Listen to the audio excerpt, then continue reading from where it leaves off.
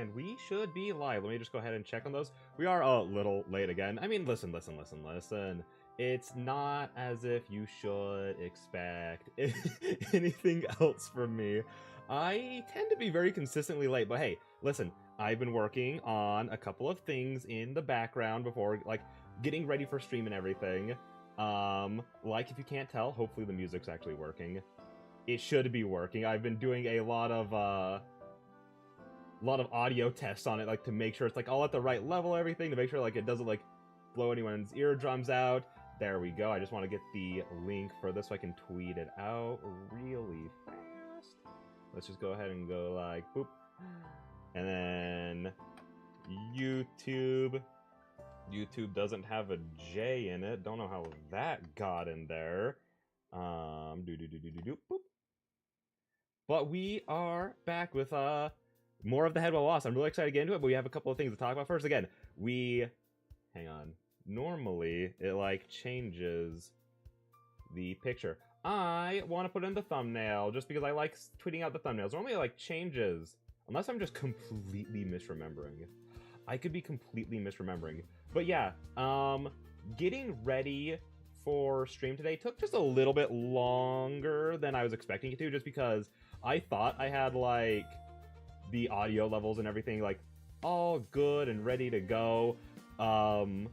So I could just, like, hit stream, start going, because, like, I got the audio for the background music set up all beforehand, but then as I, like, booted up into, like, the Headwell Lost, I was like, oh, I should really just, like, quickly just double check to make sure that the audio's good here. It super wasn't. You couldn't hear a single thing. And so I realized, like, oh, I had the audio levels written down for this all. Also, I need to move chat. Hang on, I need to move chat for myself. I had the audio levels written down for myself, so I could just, like, easily, like, go back to it.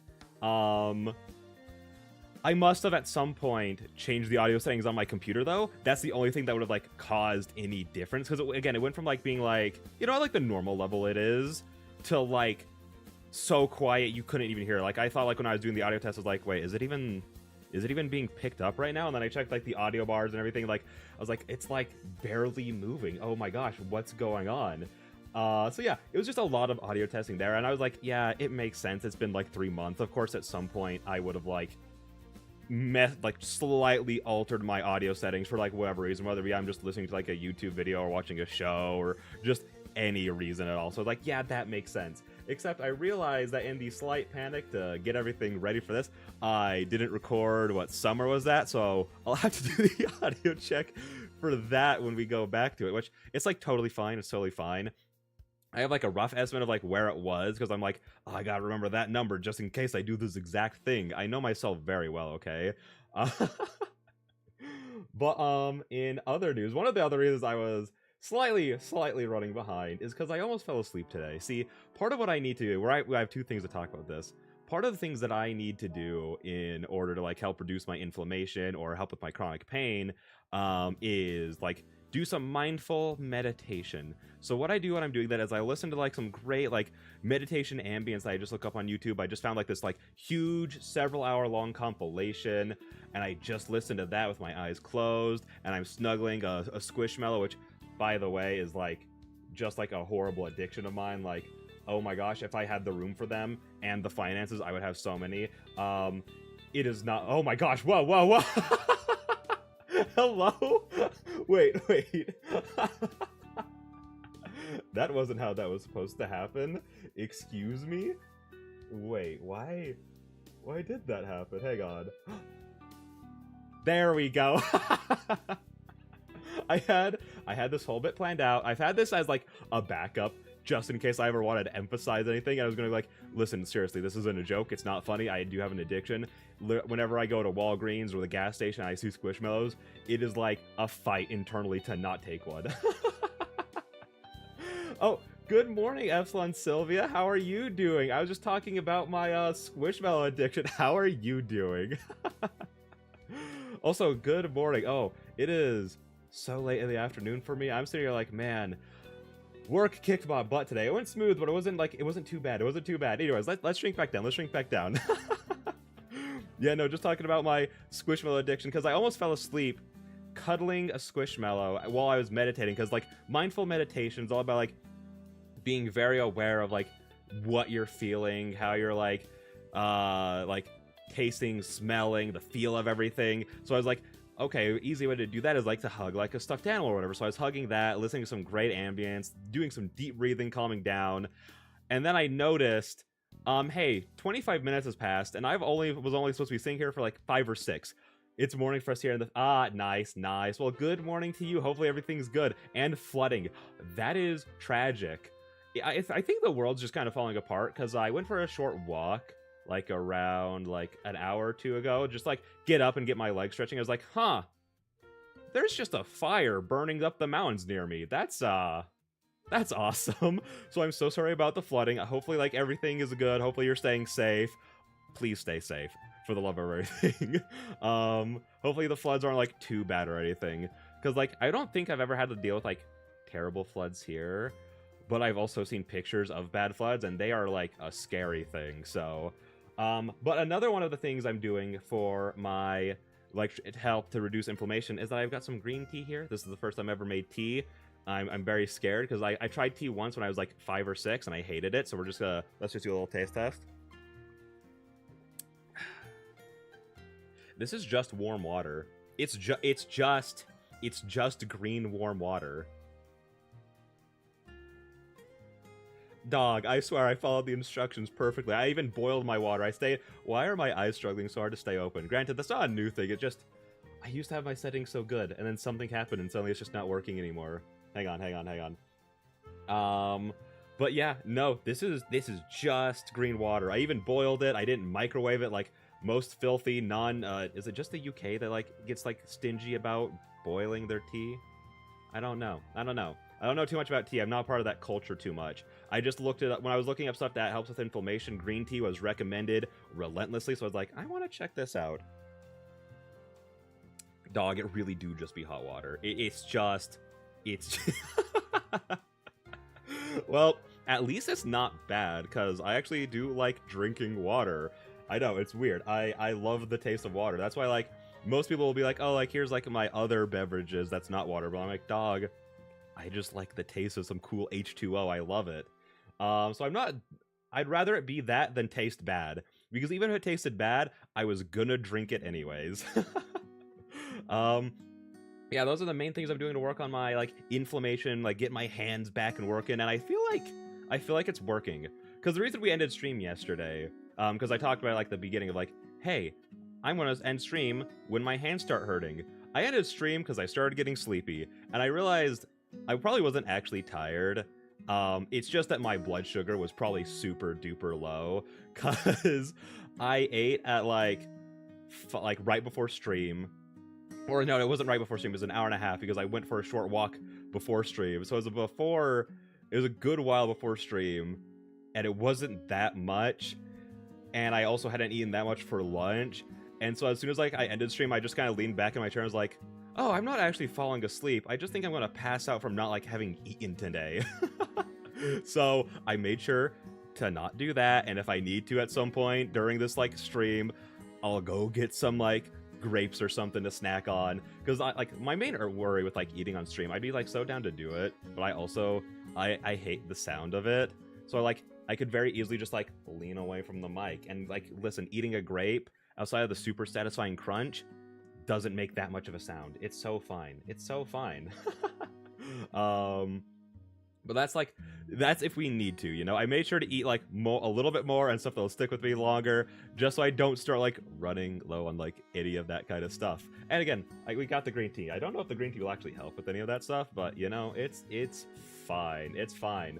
But I think with that all being said, I just want to jump into the game because it's like similar to summer. I'm like, there's more stuff that I do sort of want to talk about, but it's not that important.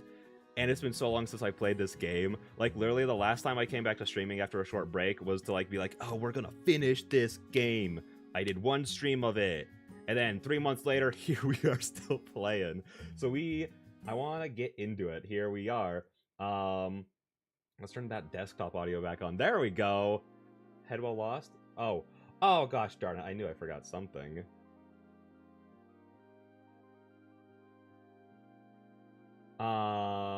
There we go. You working? Hello? There we go! Oh, it feels so good to be back. Also, I'm slightly worried because I could have sworn that last time we played this, we were at like 75%. So I'm slightly worried that something like happened to my save. I'm not sure. Again, I could be misremembering, but like ever since we played it, I've been sitting here thinking like, I'm pretty sure I'm at 75%, so we should be close to the end. We're super not. That's totally fine though. Because like my thought with like a lot of things is like, just because we're not like I don't want things to end too fast if I am enjoying them, you know? Like if I wasn't enjoying this, I'd be like, oh, thank the Lord, we're like almost done with it. It was just, but with if it being good, I'm like, oh, I don't really want it to end. I'm just worried about us repeating a lot of stuff that we've already read is the only reason I'm bringing it up. So, also controller. Womp, womp, womp. Is my controller gonna work with this game? Please do. That would make things so much better for me. I do have it plugged in, right? Hang on. I might just need to plug it in and plug it. There we go. That's just what sometimes needs to happen. Like, I've noticed that whenever I try to play a Steam game, is like sometimes you just have to unplug it and plug it back in, and then everything's just fine. That didn't fix it. Hang on. Because using the mouse isn't like too bad for like my wrist. It's mostly just kind of uncomfortable to have it up there for that long. But at the same time, like if it doesn't work, then I guess it just doesn't work. It's not, again, not too big of a deal. Womp, womp, womp. Anything? No. Okay, here, I'm gonna try one more thing, and then if not, we'll just jump into it.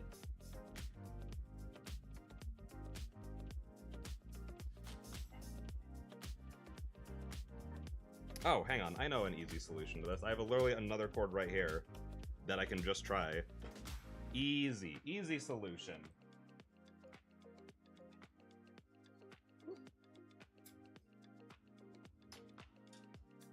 I'm just not sure what's wrong with this chord though, because I've never had any issues with it before. Like I switched it out, because I use a chord that I use to like charge my stuff, like my phone and everything, as like my. I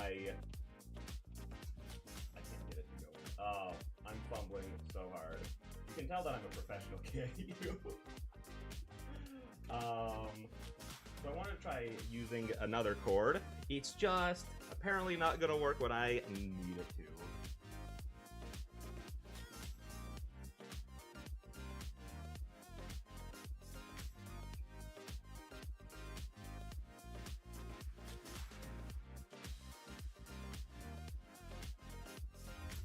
Uh-oh, Mio just fell on my head. I'm so sorry, Mimo, I'm so sorry. Here, put you back up on the desk. There you go.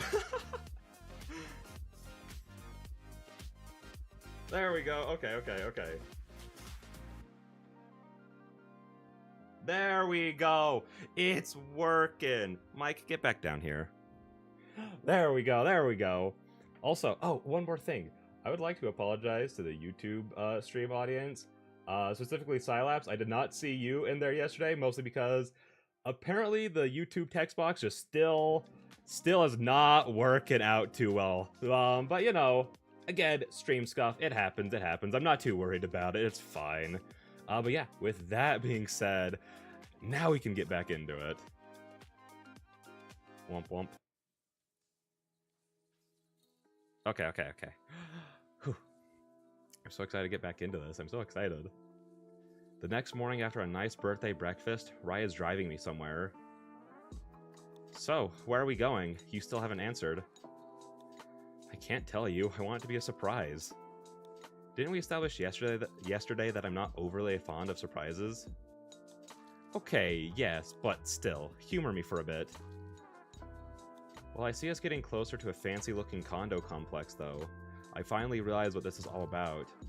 You found us a place? I think so. I haven't seen it in person yet, but I don't know. I just have a good feeling about it. I want us to both have a good look at it first, though.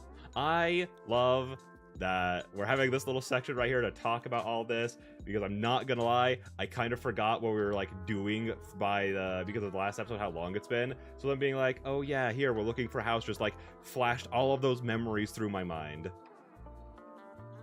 After going through a great, also I'm glad that we don't actually have to like replay anything because I was like, oh, I don't know what I'll have to like stop or anything. Like I'll just have to sit here and mash until I like see something I don't recognize, which again would be hard for how long it's been since I played. After going through a gate and checking in with the guard there, Rai parks his car outside the complex. We both get out and I look up at the building in front of us. It's not much to look at, but that's neither here nor there. I mean, it looks like an apartment complex. Then again, condos are basically just apartments that you own. The parking lot littered with BMWs and Mercedes cars is the strongest hint about what kind of people live in there. We're really going to live here? It's gotta be expensive, right? I've told myself to not think about that, but I can't help it. No way this is cheap. If we both like the place, yes. We meet with our real estate agent who gives us a tour of the actual apartment. It's even nicer on the inside. Everything's modern and updated, very stylish. It has just the right number of rooms, a good amount of space. I keep thinking over and over that I don't belong here, that this kind of living is too rich for my blood. I guess Rai can sense it because multiple times during the tour, he takes my hand and gives it a gentle, reassuring squeeze. I mentally recite some positive affirmation to myself. I deserve to live in a nice place as much as the next person does, and more importantly, Rai and I will be here together. Even if I might think that I don't deserve to be happy, doesn't Rai deserve to be happy? It might be weird and kind of self-loathing, but when I frame it that way, it's much easier for me to accept. That's kind of what I was thinking about. It's like, it's not just that you're living here, it's like that this is going to be your place together. Although again, like if Francis isn't like comfortable with like any of this, then they like super shouldn't. It would be more about like, I guess, like meeting in the middle at that point. But at the same time, if she's like okay with it being like, I guess like higher class, like more like expensive, then like that's totally fine. I like, it feels like she's just worrying about like Rai spending money. At least that's how I was kind of taking a little bit of it.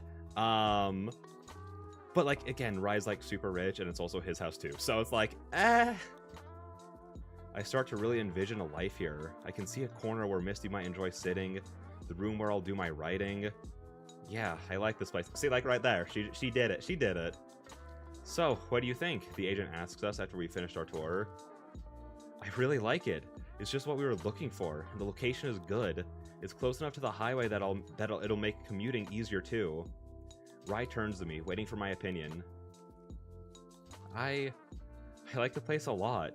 I love it, really, but, well, it's more out of the way for me to go to work. The realtor nods. I remember that you don't drive, is that correct? Mm-hmm, exactly. I mean, I'd always meant to get my driver's license eventually, but still. Is that a deal breaker for you? I have to think about this for a second.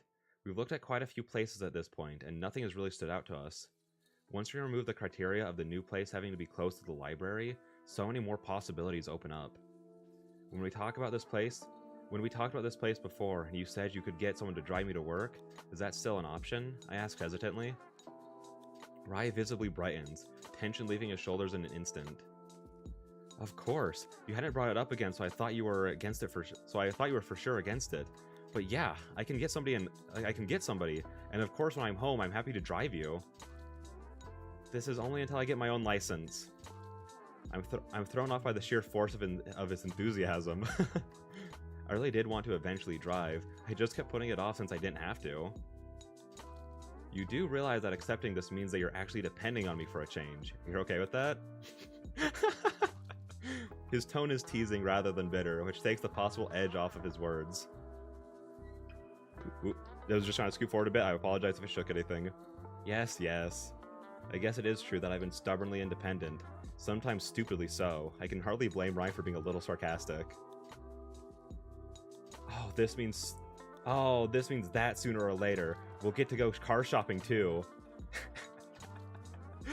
I thought about bringing that up of like, oh yeah, Rai's totally gonna want to buy her a car and she's gonna be so happy about it. Hooray! Rai is definitely the type to take a mile when you give him an inch. What if he tries to buy me a Porsche to match his? Yet, deep down, I feel quite touched too. After talking it over, we decide to go with this condo. It's a clear winner out of everything we've looked at so far. The realtor calls the seller and quickly negotiates. Rai is able to make a full cash offer, and the seller is, of course, more than happy to accept. I'd heard that buying a new house or condo or whatnot can take weeks, if not months, but I guess things are really expedited when you can pay everything up front. So there's no more... Oh, that sounds so nice. So there's no mortgage to worry about or underwriters to deal with. We schedule an inspection of the property and start all the necessary paperwork. If there's nothing horribly wrong with the place and negotiations go well, then our closing date should be the 16th. We'll be able to move in that day too. Talk about fast. I love having the calendar at the top. The fact that I can actually like look up there and just be like, oh, it's like this far off. It's next week basically. Like, I love that. Instead of me being like having to be like, oh, what day is it? I don't remember. Also, hot water break.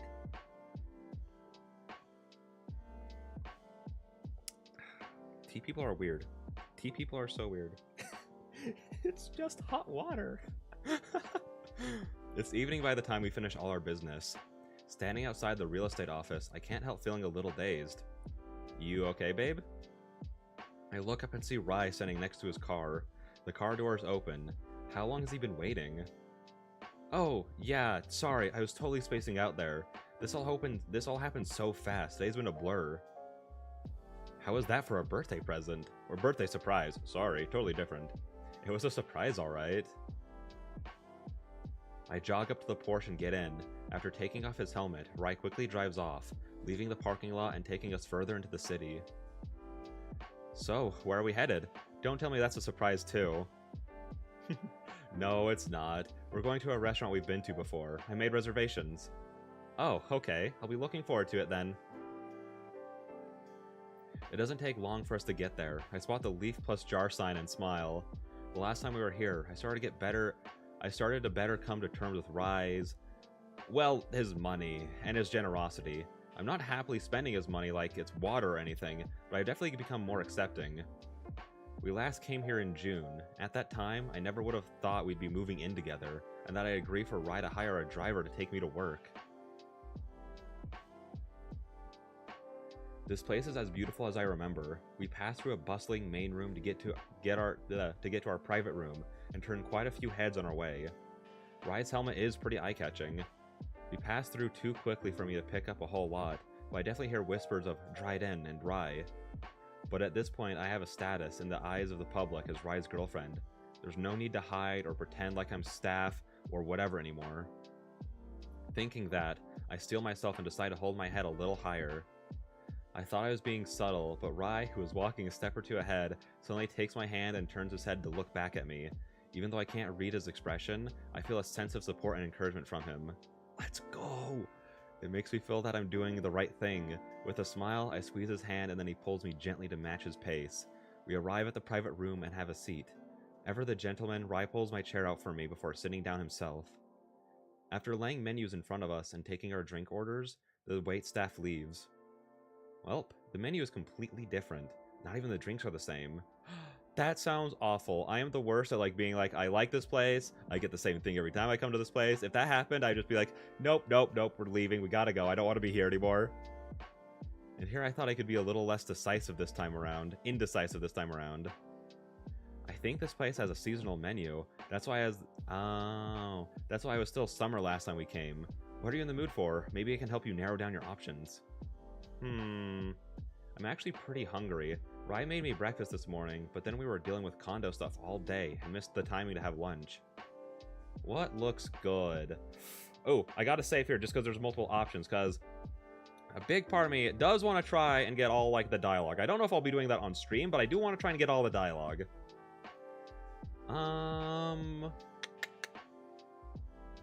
You know what? Wagyu steak. That sounds awesome. I think I'll go for this Wagyu steak. The filet mignon. I probably did not pronounce that right at all, but that's totally okay. This feels so fancy. I mean, I'm already at a fancy restaurant, but this is like the fanciest meal at the fancy restaurant. Oh my god, the price just says market? Is it easier for me when I don't know exactly how much it costs? Steak sounds really good. I think I'll get steak too. Oh, that's Rai speaking. But the New York strip. Oh, do you like really tender cuts of meat? It's not like I'm super picky about it, but tender cuts are a little easier for me to chew. To chew? Just when I think I have Rai's physiology completely figured out. Then again, I've already learned through personal experience that Rai is capable of biting, so why wouldn't he be chewing his food? We also decide to order some truffle fries to share. Our food is delivered to us quickly, and then as before, the staff closes the door to give us some total privacy. Rai even prepays, so we can just leave. Oh, that sounds so nice. So we can just leave when we're ready to, and be completely undisturbed for the rest of the time. Okay, okay. Part of me sitting here like, listen, it's probably a good thing that we skipped the spicy scenes just for the purposes of Twitch and everything, but listen, that sounds really funny. Hang on, I also gotta adjust my chair really quick. It gets stuck. I have like one of those like plastic things laid down for like rolling my chair around on, and it gets stuck on it all the time. Like, it's a very thin one. I needed to get a thicker one apparently, and so I get stuck on it all the time if I ever move, and it's been like that this whole stream, and I've been slowly trying to maneuver my butt to like fix it, and it just wasn't working out. But I think if that happened to me, if I was doing the deed with Rai and suddenly I was feeling like I was getting bit, I think that would be the scariest thing ever, because I would just be like, where? How are you doing this? How are you nibbling me right now? With what? Because like every other time he's like eating or anything, things just kind of go in and chunks, which I guess like, I mean, isn't that how it works? Like he puts stuff into a smoke and like chunks come out of them? Or does it just dissolve? I don't remember exactly. Oh, I need to like get myself re-updated on my Dullahan lore. I think it like chunks come out of it. So I guess that actually makes sense if he can bite, if that's how he eats things. If he just disintegrates them or like absorbs them or whatever, doesn't make sense at all. Now it's just slightly warm water. It's not hot anymore. Oh, a lot's happened since the last time we were here, huh? Rai suddenly asks, his voice sounding somewhat remote. You're right. It's only been a couple of months, but somehow it feels like it's been a much longer time with everything that's been going on. See, the reason I keep taking like such long breaks from streaming is so I can like feel this game in real time. You know, it's been months since I've been together. It's been months since we last streamed. I was trying to help it like be more realistic to the experience we're having here. I never thought I would make up with my family. I never thought I'd ever be so at peace dating a celebrity, and that the whole world knowing about it. Feels like I'm living in an alternate reality. Francis. This music hit me so hard in the heart. I got so scared. Please don't tell me we're about to hit a bad end. Please. I've done everything right. I've been the best girlfriend a Dullahan could ask for. Please don't do this to me. Please just tell me trauma or something else. Don't break up with me. Francis, I'm sorry. What? Why are you apologizing? It's just, the more I think about it, the more I feel like I've completely upended your life. You never asked for all this stuff, but you have to keep making compromises for me. Okay, stop. Just stop right there. I can't help but sigh. I wonder if reflecting on the last 3 months took his mind in a dark direction. I know all too well how that feels. Right now, we're too happy. We're closing on a condo, our relationship is public, our lives are going well. The happier we are, people like us, the more fearful we become that it'll all be taken away somehow. Relationships are a two-way street. Yes, things haven't turned out the way I expected. I never thought I'd be dating a famous musician. I never thought I'd be moving into a condo or eating at a private room in this fancy millennial trap restaurant. But so many good things have happened. You have upended my life, Rai, but in the best way possible. As I say these words to him, they sink deeply into my own heart. It's hard for me to accept happiness. It's hard for me to allow myself to just indulge and live freely. So it might be a little hypocritical for me to be saying these kinds of things to Rai, when I know very well I wouldn't be able to accept it if it was the other way around. But I've had enough of that kind of mindset. I don't want to be that way any longer. Rai, I don't think I say this enough. Thank you. Thanks for everything. For all the support and the times you've had to knock some sense into me. Thanks for coming with me to visit my family. Thanks for always spending your breaks jet-setting to K-City to spend time with me. Francis? Oh, how the tables have turned.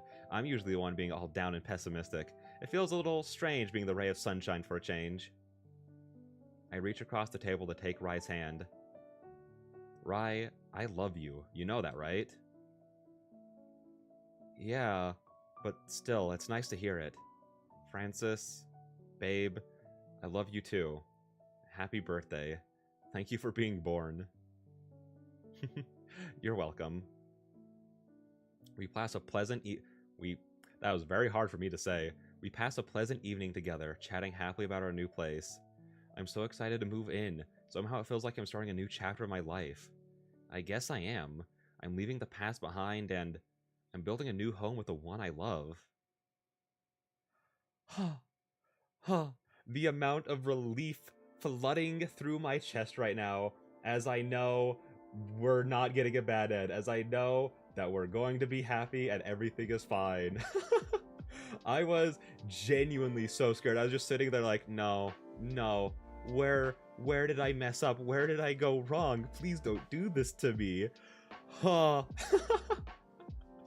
But no, everything is okay. And it turned out to be really sweet. It wasn't even like it wasn't even like trauma. He's just like, you know, scared. He's worried. And it was like, I do also love like just seeing like how far Francis has come. Like when she just straight up said like, hey, listen, look at me being the little ray of sunshine in the relationship. I was like, you go, girl. You deserve to be happy. You deserve to have like some optimism in your life and be like okay with the way that things are going.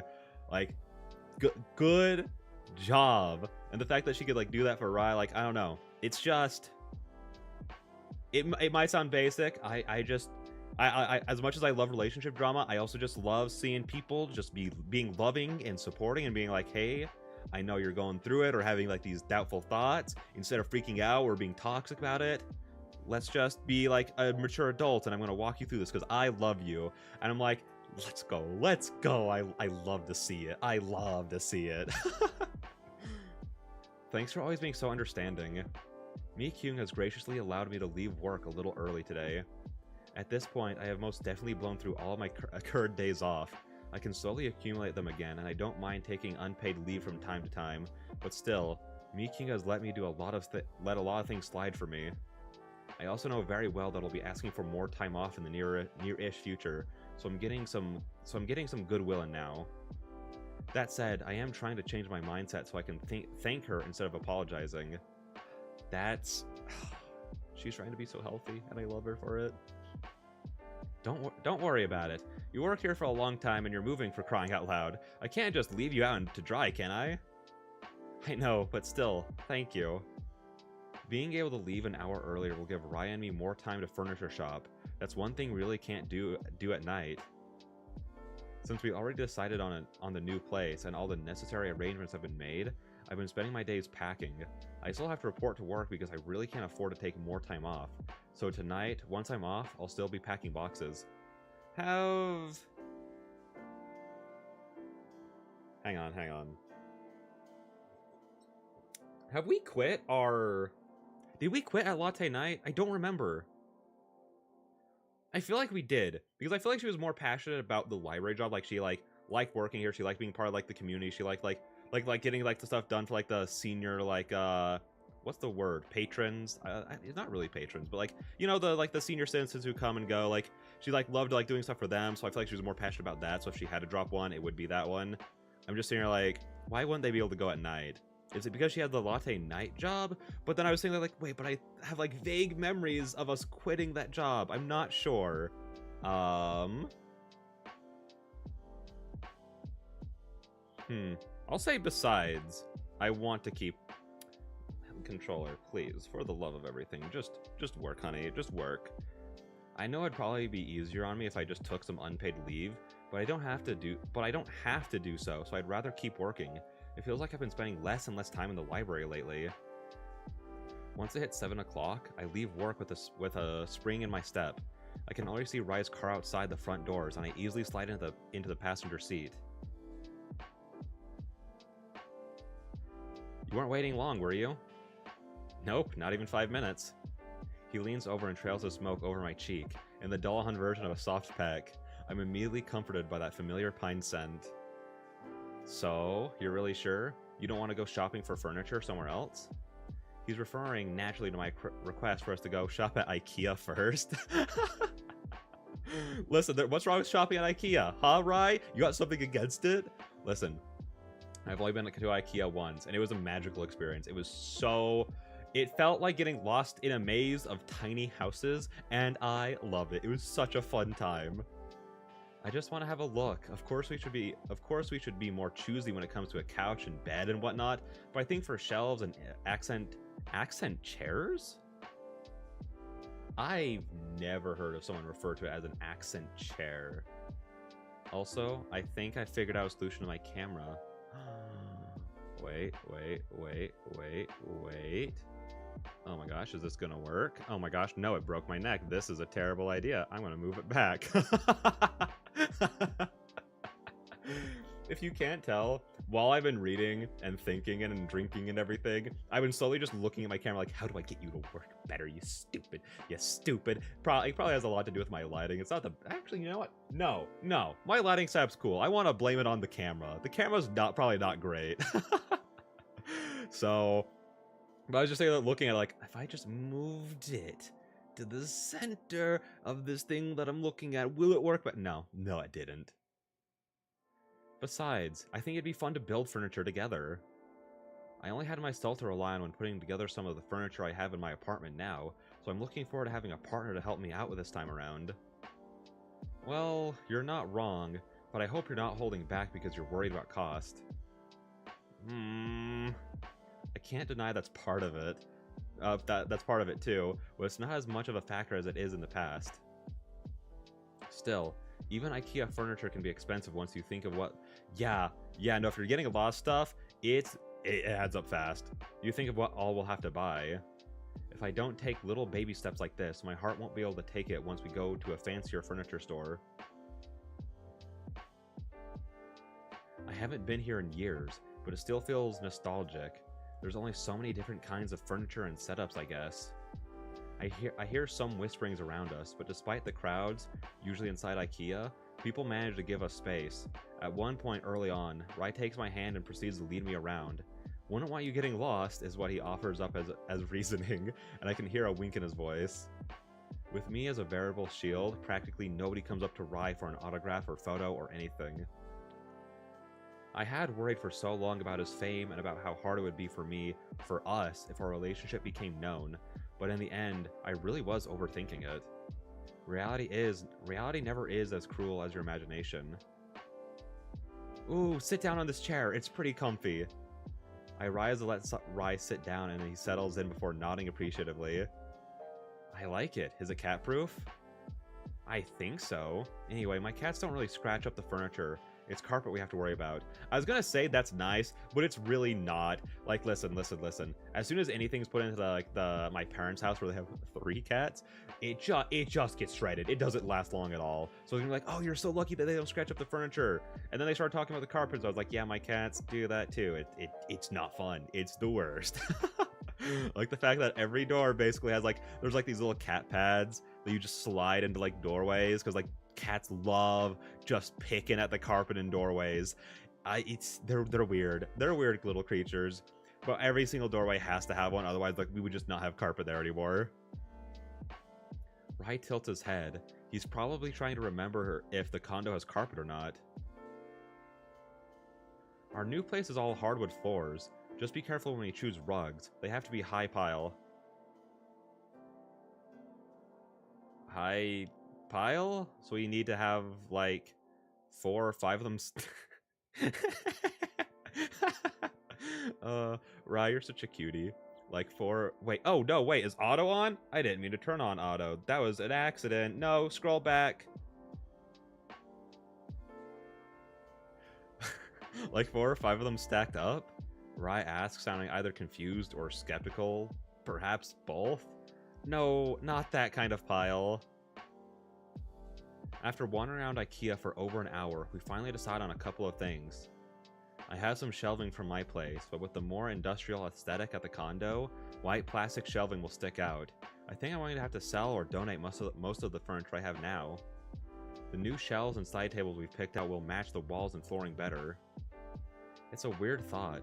I've had some of this furniture for such a long time. I'm not reluctant to part with it exactly, but all this really hammers home that I won't be living in that little apartment anymore. My whole life is probably about to change. We don't move in for a little while, right? We can't have this delivered to the condo yet, can we? Do you have enough space at your current place to hold it all for now? Since we're hiring a moving company anyway, what's a few more boxes? Oh, I guess that's true. I freed up a lot of space since we started packing, so we can just put these IKEA boxes in my living room for now. At least then we don't have to worry about them being sold out when... Yeah, that's fair. Being sold out when we want it next week. You know, I wasn't really digging the idea of IKEA at first, but after seeing all the showrooms set up like this, I gotta say, it's a much better experience than just looking at a catalog. That's what I'm saying! I can really see how all the furniture might look in a room. Now I'm looking forward to putting everything together. Me too. It also helps that Ryan and I are both easygoing, with similar tastes in decor. It would be a nightmare if we clashed over colors or patterns constantly. I have read that couples tend to argue a lot at IKEA. It can be a test of the relationship, but given that I can handle my beloved being headless, furniture choices are just a drop in the bucket. After picking up some of their famed meatballs, not framed, that'd be very weird. Right? Oh my gosh, I realized I've never had an IKEA meatball. I was there for like 3 or 4 hours, never had a meatball. We couldn't find them. Ryan and I check out. He calls over someone with a van to pick up our boxes and deliver them to my place, since they won't fit in his Porsche, and then we head home for the night.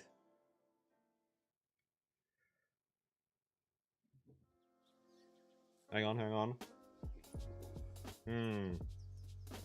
Some just cold water with now a slightly weird aftertaste. Gross. But I'm still gonna drink it. Before we know it, it's already time for closing and moving in. After we sign all the paperwork and officially close on the condo, we arrange for the moving company to pick up all the stuff at my apartment. It's even more stuff than I expected, given that Rias had things transferred from his New York and LA properties as well. I wasn't sure if that was prudent, but Ryan insisted that he would make his home base the place we lived together. He's setting up a studio here and everything. I can't deny feeling pretty touched about that, so I decided to just let him be. If it means that he can spend more time here, then I've got no complaints. The moving company even helps us unbox and organize a lot of our stuff. That does make the whole moving experience feel pretty unreal, though. I can read. I can't believe I've been deprived of the experience of leaving half unpacked boxes all over the place for months. Just kidding.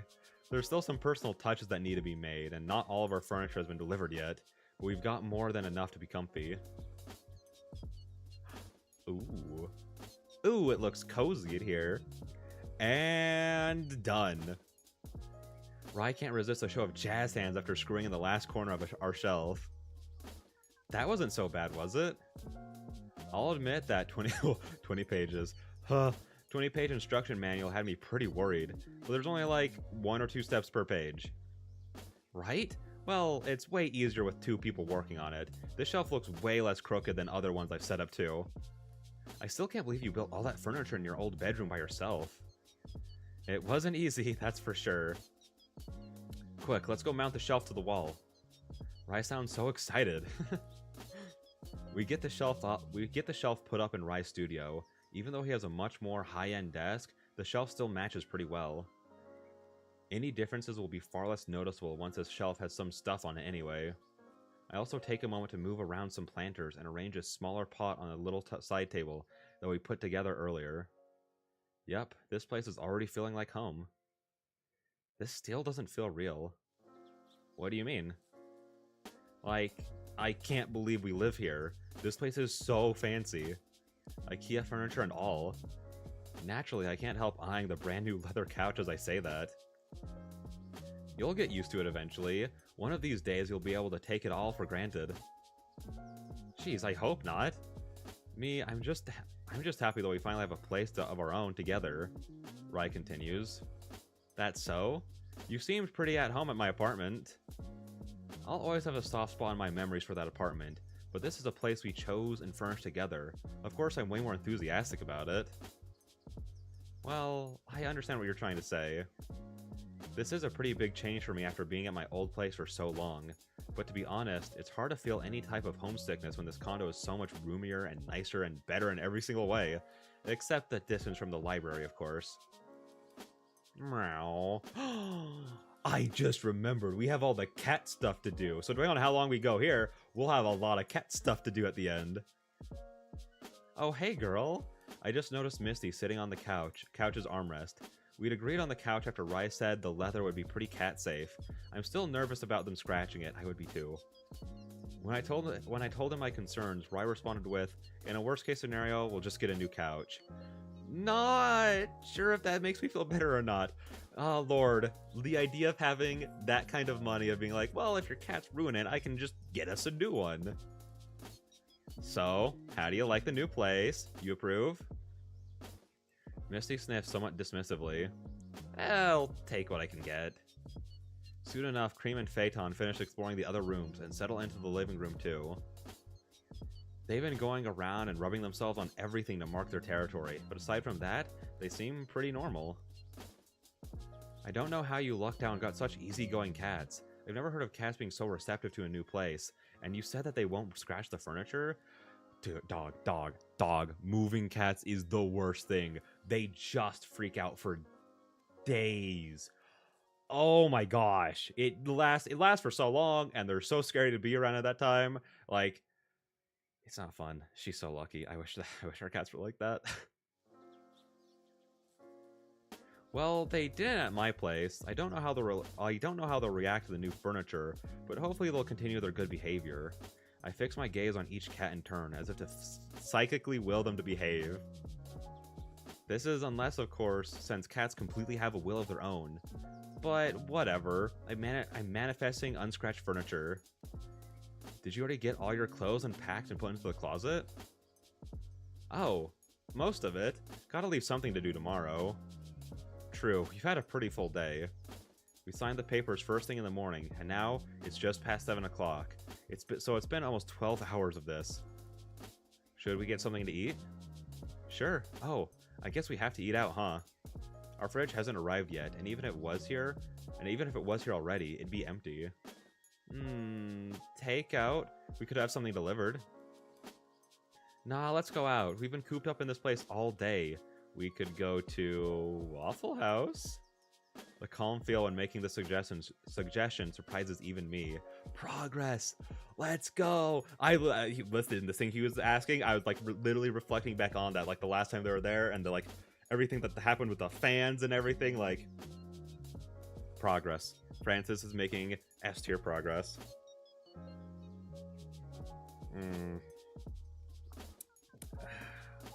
Now that it's cold, it's actually, like, really gross. Are you sure? The last time we were there? Yeah, I'm sure. I mean, it doesn't have to be Waffle House, of course. I'm just saying. I'm fine with anything. I'm over it.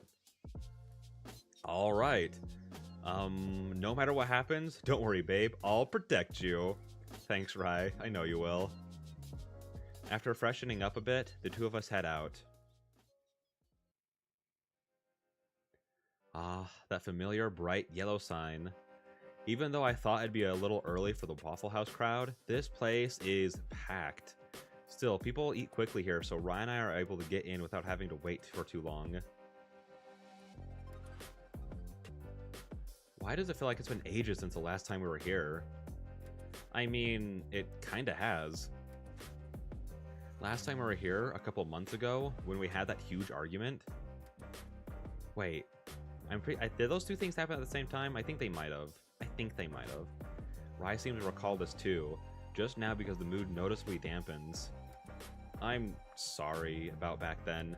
I mean, I only realized later just how much I was pushing you into a corner. It's okay. Don't apologize. It was so long ago. We've already moved past it. Really, I can't believe how far we've come. Arguments are normal. It's the best outcome that we were able to get through it and learn from it. You're right. We make our order, and the food is soon placed in front of us. It's been a while since we've been in such a public place. Poor Rai has to cram all of his food under his helmet to eat it. I've gotten so used to things, to Rai being a Dullahan, that I become pretty desensitized to it all. It's only now that it hits me again how ridiculous this whole situation is. What's up? I must have surprised him because Rye nearly drops his fork after my little outburst. I love fake laughing. It always sounds so terrible, but it's always so fun for me to do. Even if, again, it just sounds awful. I was just reminiscing. So much has happened since the first time we came here. I can't believe I got used to you being a Dullahan faster than I got used to you being a celebrity. Was it really just April when we first met? Soon I'll be able to get used to that too. And then what will we do? Oh, I don't know. Live happily ever after? It's difficult, but I managed to resist jabbing him in the arm with my fork for that. Oh, yeah. By the way, I'll be out of town for a couple days this week. Already? Oh, that came out a lot more whiny. That, Francis, it came out more whiny than you wanted it to because you love him. Okay, it's fine. Oh, that came out a lot more whiny than I wanted it to. Whoops. It's not his fault he's got to work, though. I've gotten used to Rye being around more often than not, but just a few months ago, most of our communications were digital. Oh, how the tables have turned. Don't worry, it's not for long. I'll be back late Thursday. That's why I paid extra for the movers to help unpack and stuff. I didn't want you to be stuck with all that while I was away.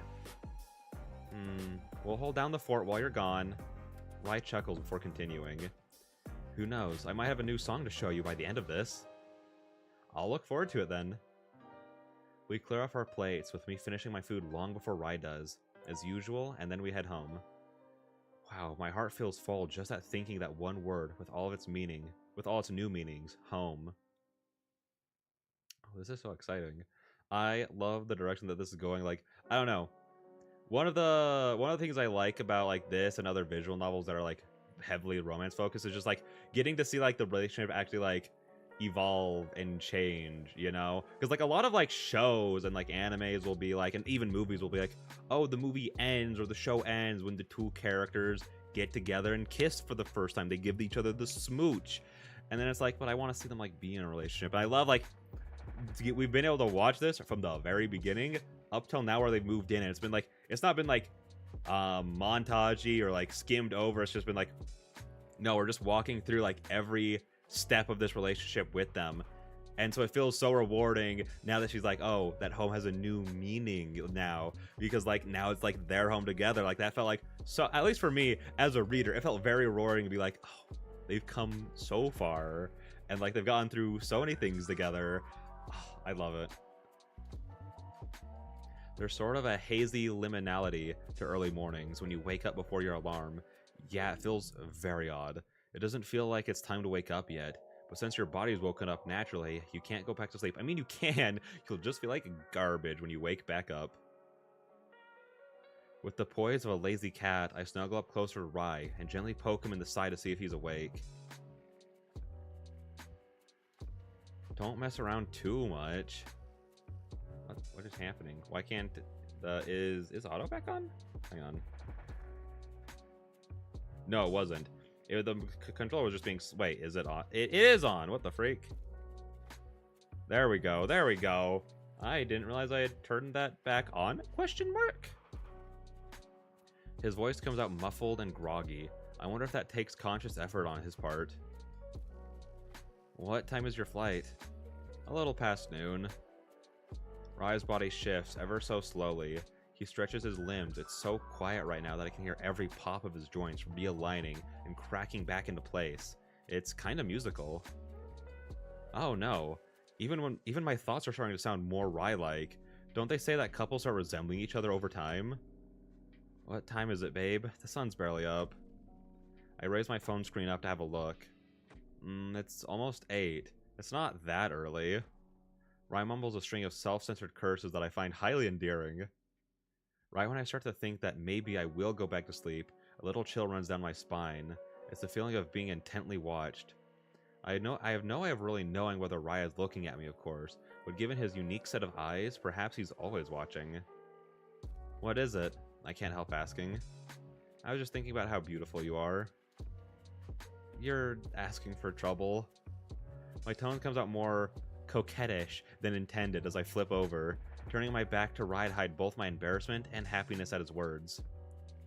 A little bit of trouble sounds nice right about now.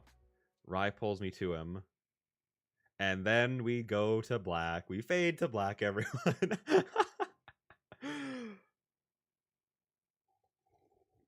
mm, mm, mm.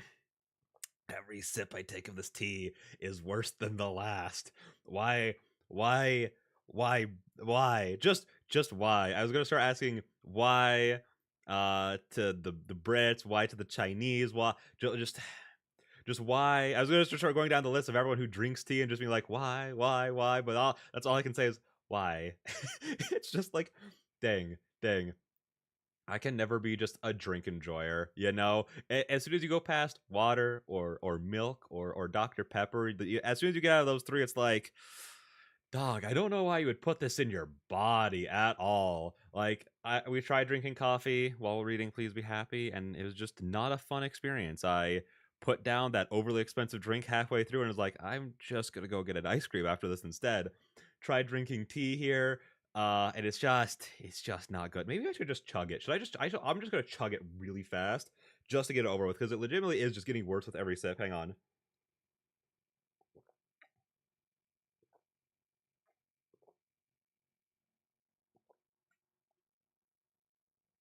Mm. Mm. Mm. Mm. Oh, that was awful. That was foul. Oh gosh. Okay. I do apologize. I was watching the audio bars like slightly go up every single time I swallow. So if you don't like the sound of swallowing, sorry. But you know what? The tea is done. I'm free until I make another cup of it tomorrow. Yay! The sun is much higher in the sky by the time we finally get out of bed. You're sure you have everything? Yup, I'm all packed. He's got his clothes and essentials packed into a pretty medium-sized duffel bag. At this point, Rye's way more used to traveling than I can imagine, so I doubt he'd overlook anything. Even so, I can't help but worry a little. Okay, then, text me when you land, alright? Rye nods his head before leaving. Once the door closes, Misty comes out from somewhere and rubs up against my legs. Aw, are you trying to comfort me, Misty? That's sweet of you. I give her a couple gentle rubs to the head before going to unpack and settle some more of my stuff. It's evening when I finally finish up organizing my clothes. Rye texted me an hour earlier to tell me that he'd landed and was settled into his hotel.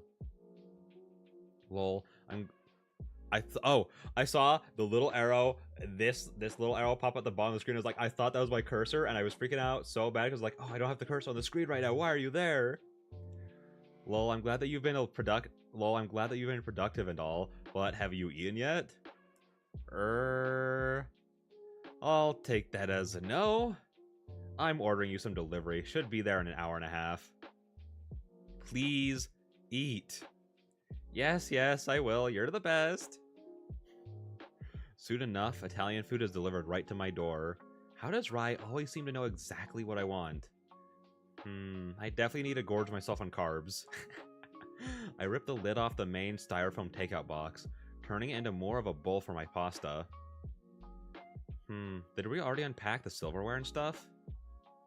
And we don't have a fridge yet, but when I open one of the drawers, I'm great with all the old forks and spoons. Thank you, movers. I grab a fork and sit down on the couch to watch some YouTube videos while I eat. After a while, I get more engrossed in my food than what's on my screen. That is until I hear Dryden mentioned. Without my further input, YouTube just started playing a string of related or recommended videos.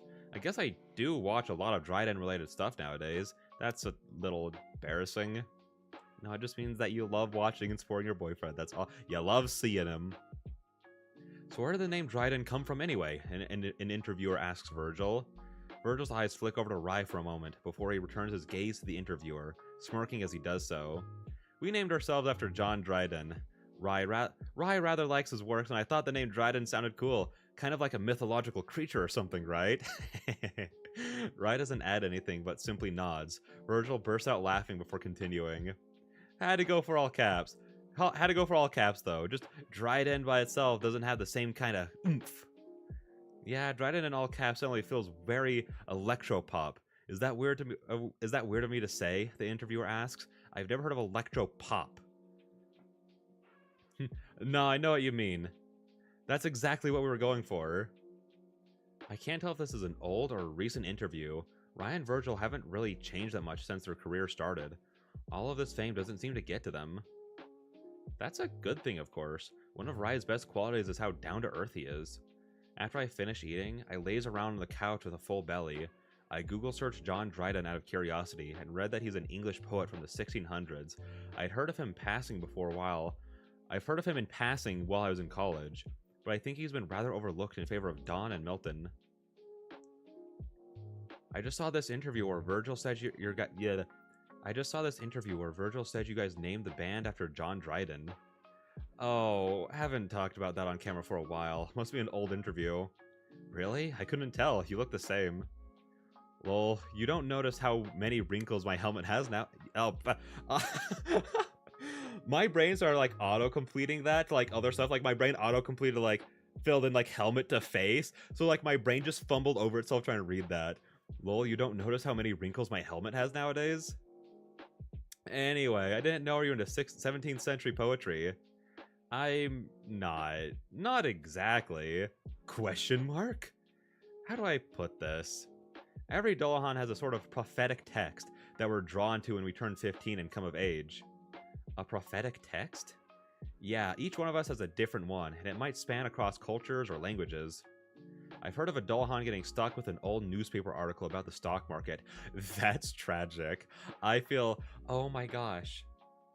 Imagine like, oh, I wish I had a specific one to think of off the top of my head, but like imagine like you're on, like you're just like on the internet and you just come across like some horrible, terrible poetry, and that right there is your prophetic text. You're drawn to that terrible like shit post basically for just the rest of your life. It sounds like that would be awful. Here, hang on. Let's go on a little field trip. Let's go on a field. This. I feel like this only happens when we're playing The Head Well Lost. Hang on. Worst poetry on the internet. Let's just look up and see what that finds. The actual worst poem I have ever read.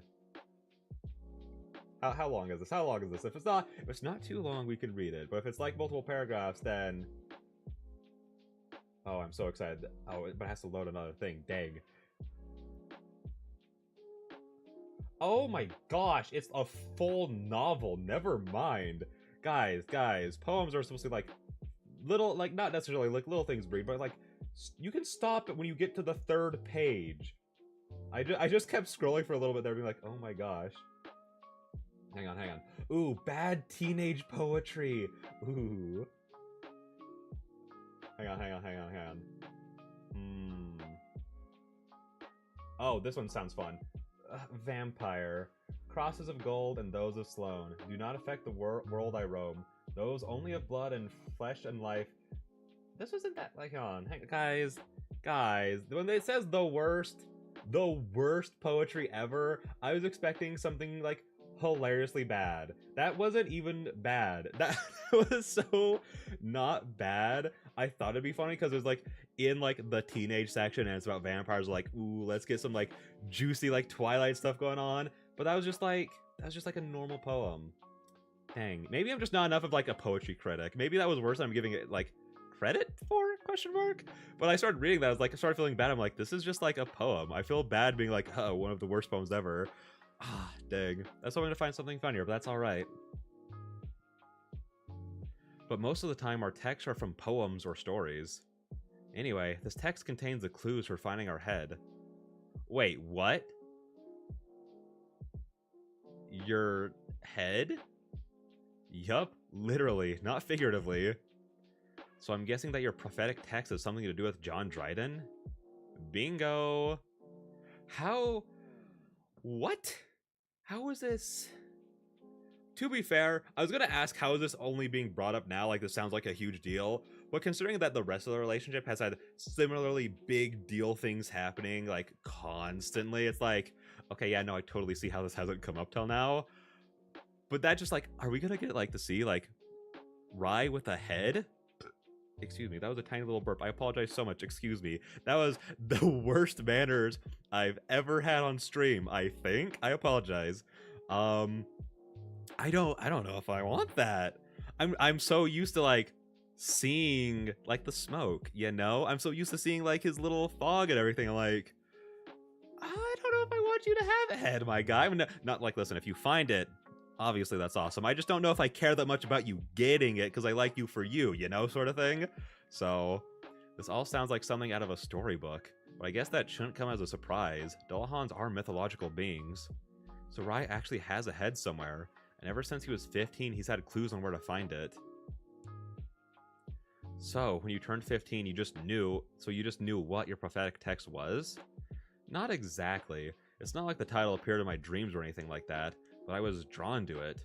I could feel it pulling me, so I walked into a library one day and found the book. My prophetic text is the prologue of John, Dryden's play called All for Love. Hang on, I'm gonna look this up because I'm kind of curious to read it. Hang on. John Dryden. What was it called again? Hang on. Womp womp womp. Dryden's play called All for Love. All for Love. Womp womp. No, I don't want a summary. I want the poem. I just want to see the poem because I'm just curious. But like, oh, Wikipedia. Thank you. Okay, yeah, no, I probably won't read this on stream, but I'll read that later. If it isn't like shown more here, obviously. Like if it's shown here, then yeah, we'll definitely read it on stream. But if not, I'll probably just read that like after stream. I just sat there clicking X and nothing was happening. It's because I was clicked off the game. I'm so smart. That's so specific, lol. Oh, yeah, it is. When I told Virgil about it later, he thought the name Dryden sounded cool, and the rest is history. So if you were to find your head, what would happen? I could put my head on, and I could put my head on my neck, and I'd turn human, I guess. You guess? Well, we Dullahans tend to have a lot of pride in who we are, so I haven't heard of anyone finding their head in at least, like, the last 100 years. So I guess I don't really know what would happen. Since you were drawn to the text, do you feel compelled to find your head? Like, are you drawn to it? Nah, I mean, sorta. It's like an intrusive thought. It comes and goes. Like when you're sitting in a car and you suddenly wonder what would happen if you opened the door and threw yourself out of it. Okay, Francis, we've all had that. We've all had that. Don't you judge him. Okay, lol, that was a bad example. It was perfect, right? It was a perfect example. Apparently it varies from person to person. Some spend their whole lives searching for their head. For me, it's an impulse I can resist. Gotcha. My curiosity sated for the moment. Ryan and I text back and forth about other trivial things until it's time to sleep. Still, what I've learned today lingers in the back of my mind. That's, interesting. Okay. I'm getting pretty tired of eating out. I had to stop by a fast food place for breakfast. I'm used to making my own and eating it before work. Nothing fancy, but at the very least yogurt or cereal. But unless I want plain toast or bagels, I can't do much without our fridge. At least it's getting delivered tomorrow. Finally. The washer and dryer should be coming then too. It's a bummer that Ryan and I can't go grocery shopping together, but actually it might be easier to buy groceries without attracting so much attention. Work is going as it usually does. With the new school year fully in swing now, we get a lot of college students throughout the day. The flood of high schoolers will come later. Usually around 5 o'clock. All I need now is a pumpkin spice latte to feel like it's really autumn. I don't really have to do this, but sometimes I go around and straighten the shelves and put books back up. It's kind of relaxing during slower hours or after I finished a big proposal. Whether unconsciously or not, I find my way to the drama section. My eyes linger on the words, All for Love, on the spine of a book.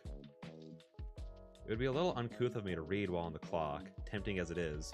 I know that's the image that people have of librarians and bookstore employees, but we're really not that idle. Oh, that's what... See, I kind of get to do that on the clock because of, like, my, the stuff going on with my hands. I have to take, like, mandatory breaks, like, once an hour or so, once an hour and a half, essentially.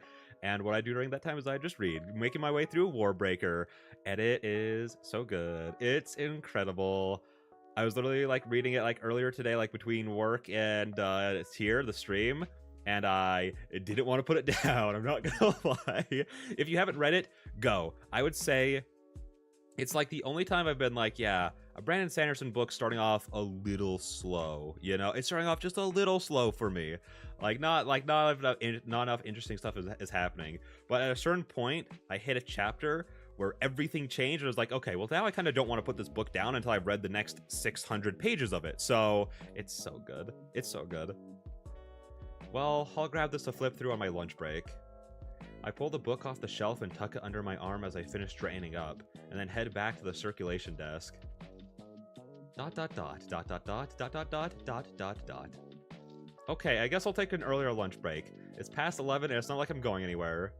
I ordered 2 meals this morning on my way to work, and I'm now going to have the one I didn't eat earlier, so I'm having breakfast for lunch. While taking bites of my sausage and egg sandwich, I read the back of the book. Apparently All for Love is a play about Antony and Cleopatra. Star-crossed lovers, huh? I wonder if the choice of prophetic text is random. The fact that Rye's prophetic text about his head comes from a tragic play about a pair of lovers who both die is pretty ominous to say the least. Yeah, that's a little foreboding. Like, because obviously we don't have like the full details of like what the prophetic text means and what even like finding your head means. Like, I in no way think that that's like super duper literal. Like, oh, somehow the prophetic text is like a roadmap to where you'll find your literal physical head somewhere in the world. Otherwise, there would be like people just going for hikes and finding just random heads that don't belong to like any person around, you know? Like, I feel like that would become like a huge thing in the news of people being like, hey, random head keeps popping up all over the world. Someone do something, you know? I'm sure that like it's like Rye has to complete like, unless like it is, because I guess he did mention that like people like Dullahans will spend like their lives like looking for their head, but again that could be more of like metaphorical looking, of like soul searching and being like, what is this text trying to tell me that I need to do to get my head? Essentially, that's how I'm kind of taking it, is that it's like there's something in this text that will be like, hey, do this specific thing, and then bada bing bada boom, here's a head for you, you know? That's what I'm imagining. It'd be so funny if it's the other way though. I kind of hope it's like literally like, hey Francis, the rest of this visual novel is us going on a road trip to get my head. I think it's in Kansas. That would be incredible. A few months ago, Raya and Virgil casually revealed that Greek gods exist. I didn't dwell on it, but that means that higher powers are out there. Is there a god that oversees all the other ones? Maybe there's some Dullahan god whose job it is to pick out all the text?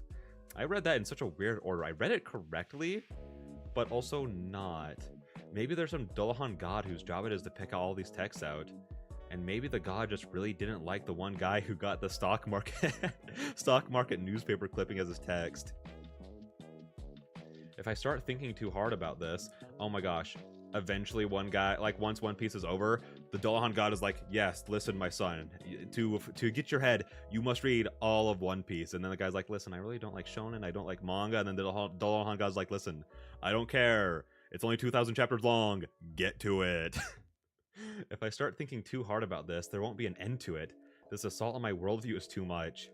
It's easier for me to think of it as a random selection rather than destiny or the pick of a spiteful god. I've got to rationalize when I can. After finishing my lunch and washing my hands, I crack the book open to read through the prologue. Oh, still, see, we do get to read it. And it looks, okay, listen. The page, the Wikipedia I was looking at had it be like a lot more intimidating as like just a huge scrawling page of text. This is a lot less intimidating. What flocks of critics hover here today as vultures wait on armies for their prey, while gaping for the carcass of a play. With croaking notes they bode some dire event, and follow dying poets by the scent. Ars gives himself for gone. E. Listen, I'm not a poetry major or anything like that. I have no idea why that Y is there. My brain is trying to figure it out. Nope, don't do it. Have watched your time.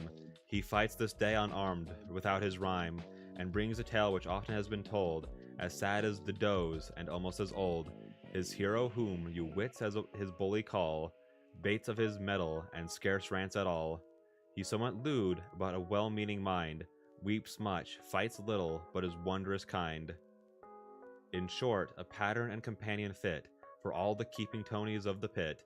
I could name more, a wife and mistress too, both, to be plain, too good for most of you. The wife well-natured and the mistress true. Now, poets, if your fame can be his care, allow him all the candor you can spare. A brave man scorns to quarrel once a day, like Hector's at every petty fray. I switched those two. I was gonna say fetty prey, did not that. Let those find fault whose wits so very small, they need to show that they can think at all. Errors like straws upon the surface flow. He who would search for pearls must dive below. Fops may have leave to level all they can, as pygmies would be glad to lop a man.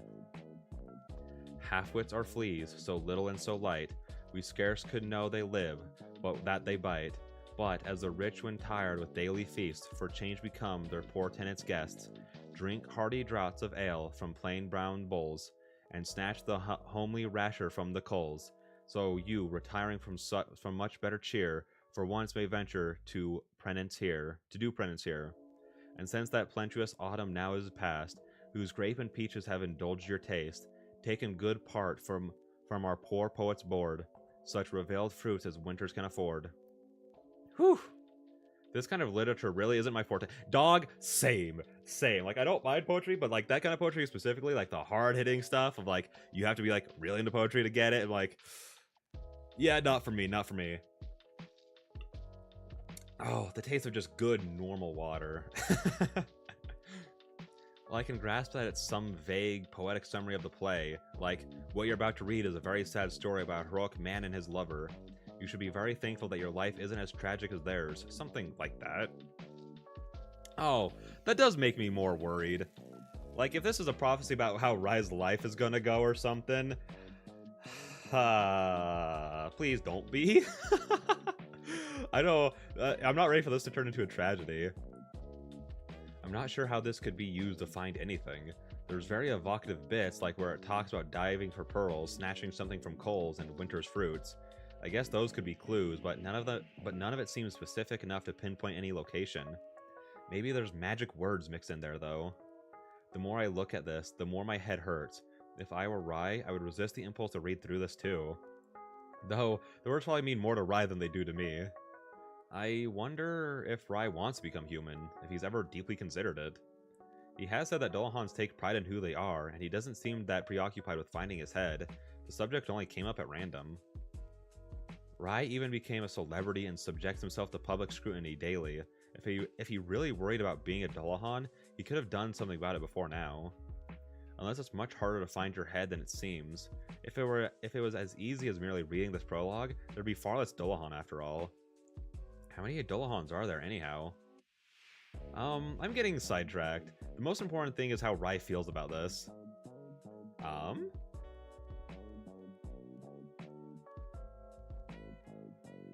Without my glasses, I'm having a slightly hard time telling which one of these we're on. Oh my gosh, we filled up all of them? I forgot about that. I've saved... I've saved a couple times. I've saved once or twice. It's fine, guys. I'm not scared to ask. I'll just say it's not up to me. Somehow this doesn't feel like something I should ask Rai about. I'd hate to influence him somehow.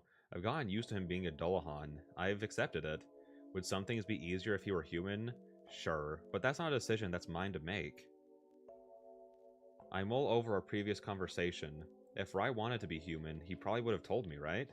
Or at least he would have reacted differently when he told me about the prophetic text. It didn't really sound like he cares too much about becoming human. An intrusive thought, he called it. Right. Better not say anything. I don't want him getting the wrong idea from me asking him about it. The last thing I want is for Rai to feel hurt or pressured. I decisively close the book, give it a little pat, and then go to reshelve it. Okay, Sarah. I think is how you would say that? I think. The weeks fly by and our new living situation starts to fall into place. At this point, we have all of our major appliances, our fridge is stocked with stuff, and Rai's back from his work trip. It feels like a lot has changed around us, yet at the same time, the rhythm to which Rai and I live our lives together hasn't missed a beat. We have more space to share, but the biggest change is probably in attitude. In agreeing to live with Rai and letting him make arrangements to safely take me to and from work across this farther distance, I let down my guard. I let myself rely on him. It wasn't easy, but I'm happier for it. I know now that I don't have to do everything alone. Ah, crap, we're out of eggs. When did that happen? Uh-oh, can you substitute something else for it? Right, babe. It's one thing to substitute sour cream for yogurt in a recipe, but what am I supposed to use in place of eggs when I'm trying to make an omelet? I'll look it up. Sure, go for it. I'll wait. Looks like you could substitute it with tofu, brown rice, flour, or chickpea flour. Talk about some exotic ingredients. Well, tofu is common enough, but I don't know that I've ever cooked it with it, actually. I regret to inform you that we don't have chickpeas flour just lying around. Actually, I didn't even know there was such a thing as chickpea flour, same dog. I guess they can make flour out of just about anything nowadays. Oh, it looks like I'll need to go shopping anyway. I need tomatoes for what I was planning to cook for dinner. We don't have any. I'll just run to the store real quick. Want me to come with? Nah, it's okay. I'm just gonna grab a few things, and the grocery store is well within walking distance. Oh, okay, Rai says, sounding a bit deflated. I appreciate the thought, really I do, but I don't need company just to pick up some tomatoes and eggs, and I don't want to pull Rai away from his work. He's been mixing something on and off all day, but it also sounds like he wanted to come with. It sounded like he wanted to go with ya. I know he's making time for me. I don't want to take it for granted. I can handle this much on my own. Do you need me to pick up anything for you while I'm there? He appears to give this some serious thought. Some more coffee creamer, if you please. And shrimp. I'll make some pasta with it tomorrow. Ever the seafood lover. Got it. I'll be back in a bit then. Have a good trip. I apologize if you heard that. I just popped my wrist because it's not really hurting. It was just like feeling like I was getting really stiff and I popped it. And I didn't notice if it came up on the soundbar, so I deeply apologize if I did and you don't like the sound of it. I make it to the grocery store and buy the handful of things we need. It even all fits in one bag. Nice. Ever since Rai had the genius idea to hang our reusable grocery totes on the front doorknob, I've been much better about using these. Just doing my part to save the environment. And there's the complex. Once I get across the parking lot, I'll make it to our building. I shift the grocery tote to hang from my elbow, and then start fishing my key fob out of my pocket in advance. Just then... So, you really do live here. Who is it? I turn my head slightly to see a man standing about 2 yards behind me. His gaze is unfocused and his clothes are kind of disheveled. My first thought is maybe he's not talking to me. After all, somehow, he doesn't seem to be looking at me. But there isn't anyone else around right now. And something about him, his aura or something, is setting off every survival instinct I have. I need to get away from this man ASAP. Because of you, their music has been tainted. That does it. I'm not sticking around to find out what he's muttering about. Worst comes to worst, he'll just think I'm rude. I push off from the ground with the heel of my feet in a hard sprint towards our building entrance. Tough to do when you're standing still. And completely in vain. Where do you think you're going? I'm not done talking to you, the man snarls. In mere seconds, he catches up to me and grabs me by the arm. Without warning, I'm pulled backwards. He's caught me off guard and I lose my balance. The man uses this opportunity to push me to the ground. I can't help putting my arms out in front of me to break my fall, skidding my palms as they skid across the asphalt. My grocery tote bag gets flung forward as I fall. The sound of eggs smashing against the ground is particularly loud in this tense moment. I think I might be meeting the same fate as those eggs here in a second. Stupid, stupid, stupid. I should have tried to get away earlier. Why'd I wait so long? I'm not given much time to dwell on that before he pulls out a long knife out of his bag. I bite down my pain as I crawl backwards in the sad struggle to put more distance between us. Rai? Rai? My escape attempt wasn't a moment too soon, because the man immediately stabs his knife downwards. I try to kick his hand as it comes down, and manage to slightly change the trajectory of the knife, so that it slashes the side of my thigh instead of stabbing through it. Rai? Shut the hell up! The mention of Rai seems to just set the man off even more, but I can't help it. Right now, with terror coursing through me, there's just one name that comes forth, There's just one person I desperately want to save me when I can't save myself. My leg hurts. My arms hurt. I can't crawl away fast enough, nor can I get up to run anymore. I know this, but I try nonetheless. The man seems transfixed by my blood on his knife blade for several seconds. Could he be getting cold feet? Maybe he only meant to scare me. But soon enough, he starts stalking towards me again, bending over me with the knife in hand. He's ready to do his worst. Figures that the first time I attempt some wistful thinking, it blows up in my face. The chances of Rai having seen or heard me and being able to subsequently run down 2 flights of stairs right now is slim. Yet, I'm putting my hope in him. Please, please. Hang on. Rai! I wanted to yell for it, but I also didn't want... Oh, my chair got stuck again. Hopefully that didn't sound terrible for you guys. With shaking hands, the man is about to stab at me once more. Andrew? A familiar voice suddenly calls out from above, interrupting him. Oh no, auto turned back on. Oh no, oh no. Wait, did it? No, it didn't. Why isn't it? Okay, now it's working. I tilt my head to see Rai standing on our balcony. He actually heard me. The man freezes in place. I assume Andrew is his name, otherwise why would he suddenly stop like that? But how does Rai know him? Rai leaps down from our balcony on the 3rd floor and fluidly grabs onto the railing of the balcony directly below ours. After dangling for a few moments, he drops down once more to land on the ground. I feel like I'm in an action movie, being held hostage while the hero has to parkour over to save me. I see everything happen in slow motion. Meanwhile, the man, Andrew, is just staring at Rai as if in a trance. Rai? I couldn't tell if that... I think that was probably Andrew saying that. Rai walks closer and closer to us until he's standing by my side. He hasn't broken his gaze from the man even once, seemingly just as transfixed as my attacker.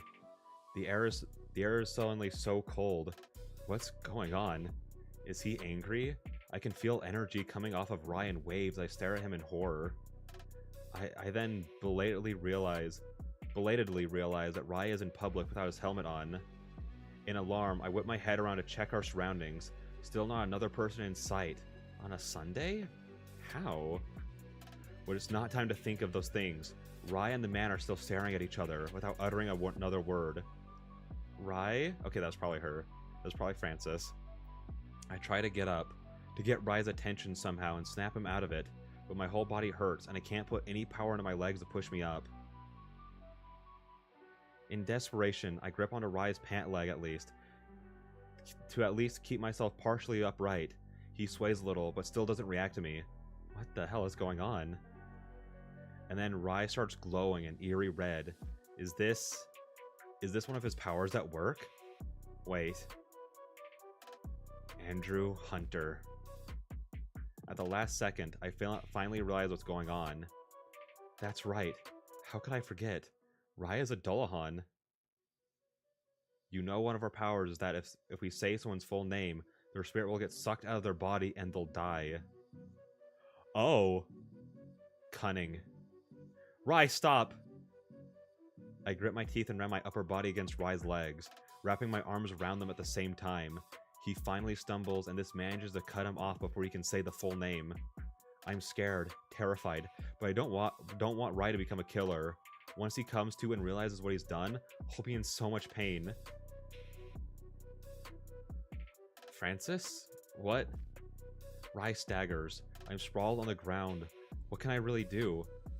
Even still, I try to hold on to him and support him.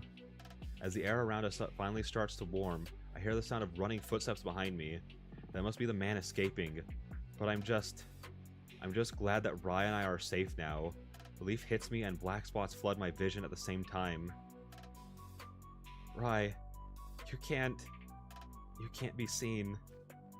Francis? Francis, stay with me, Francis! I hear Rai calling out to me. His voice is so full of anxiety and anguish, and I want to comfort him, but I just can't.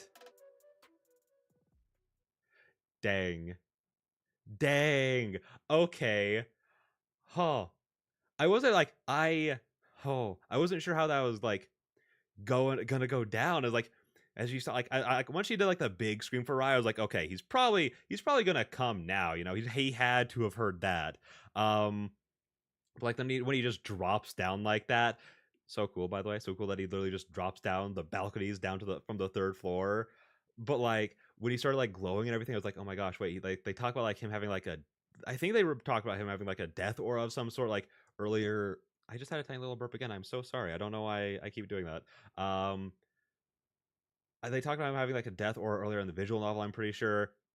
And so I thought that was gonna happen. I thought he was just gonna like blast him with that, basically, like just kill him on the spot. And that's kind of what he was going for. You know, that's kind of what he was trying for.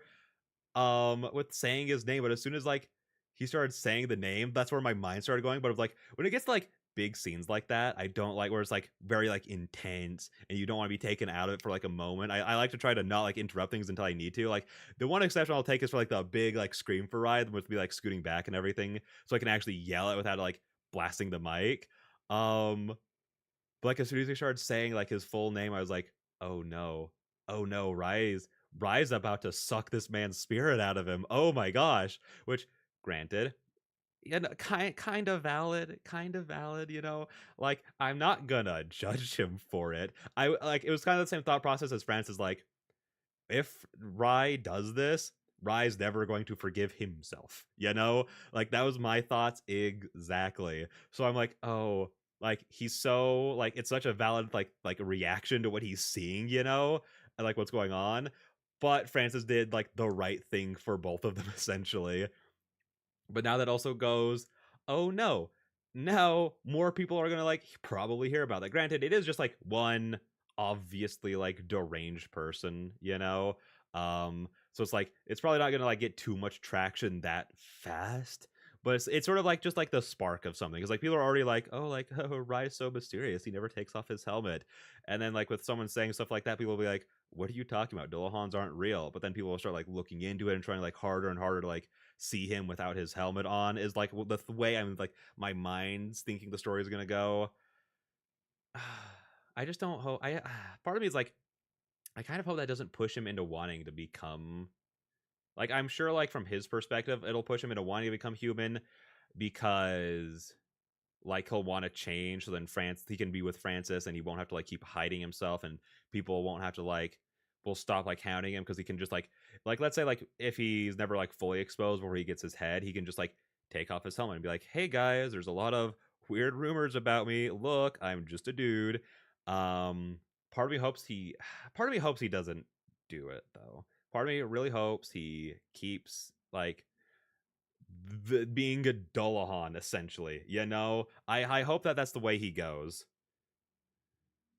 Um, hang on, I need to do something really quickly. There's been a slight interruption. I'm gonna go to my Be Right Back screen really quick. It'll just take a minute or two.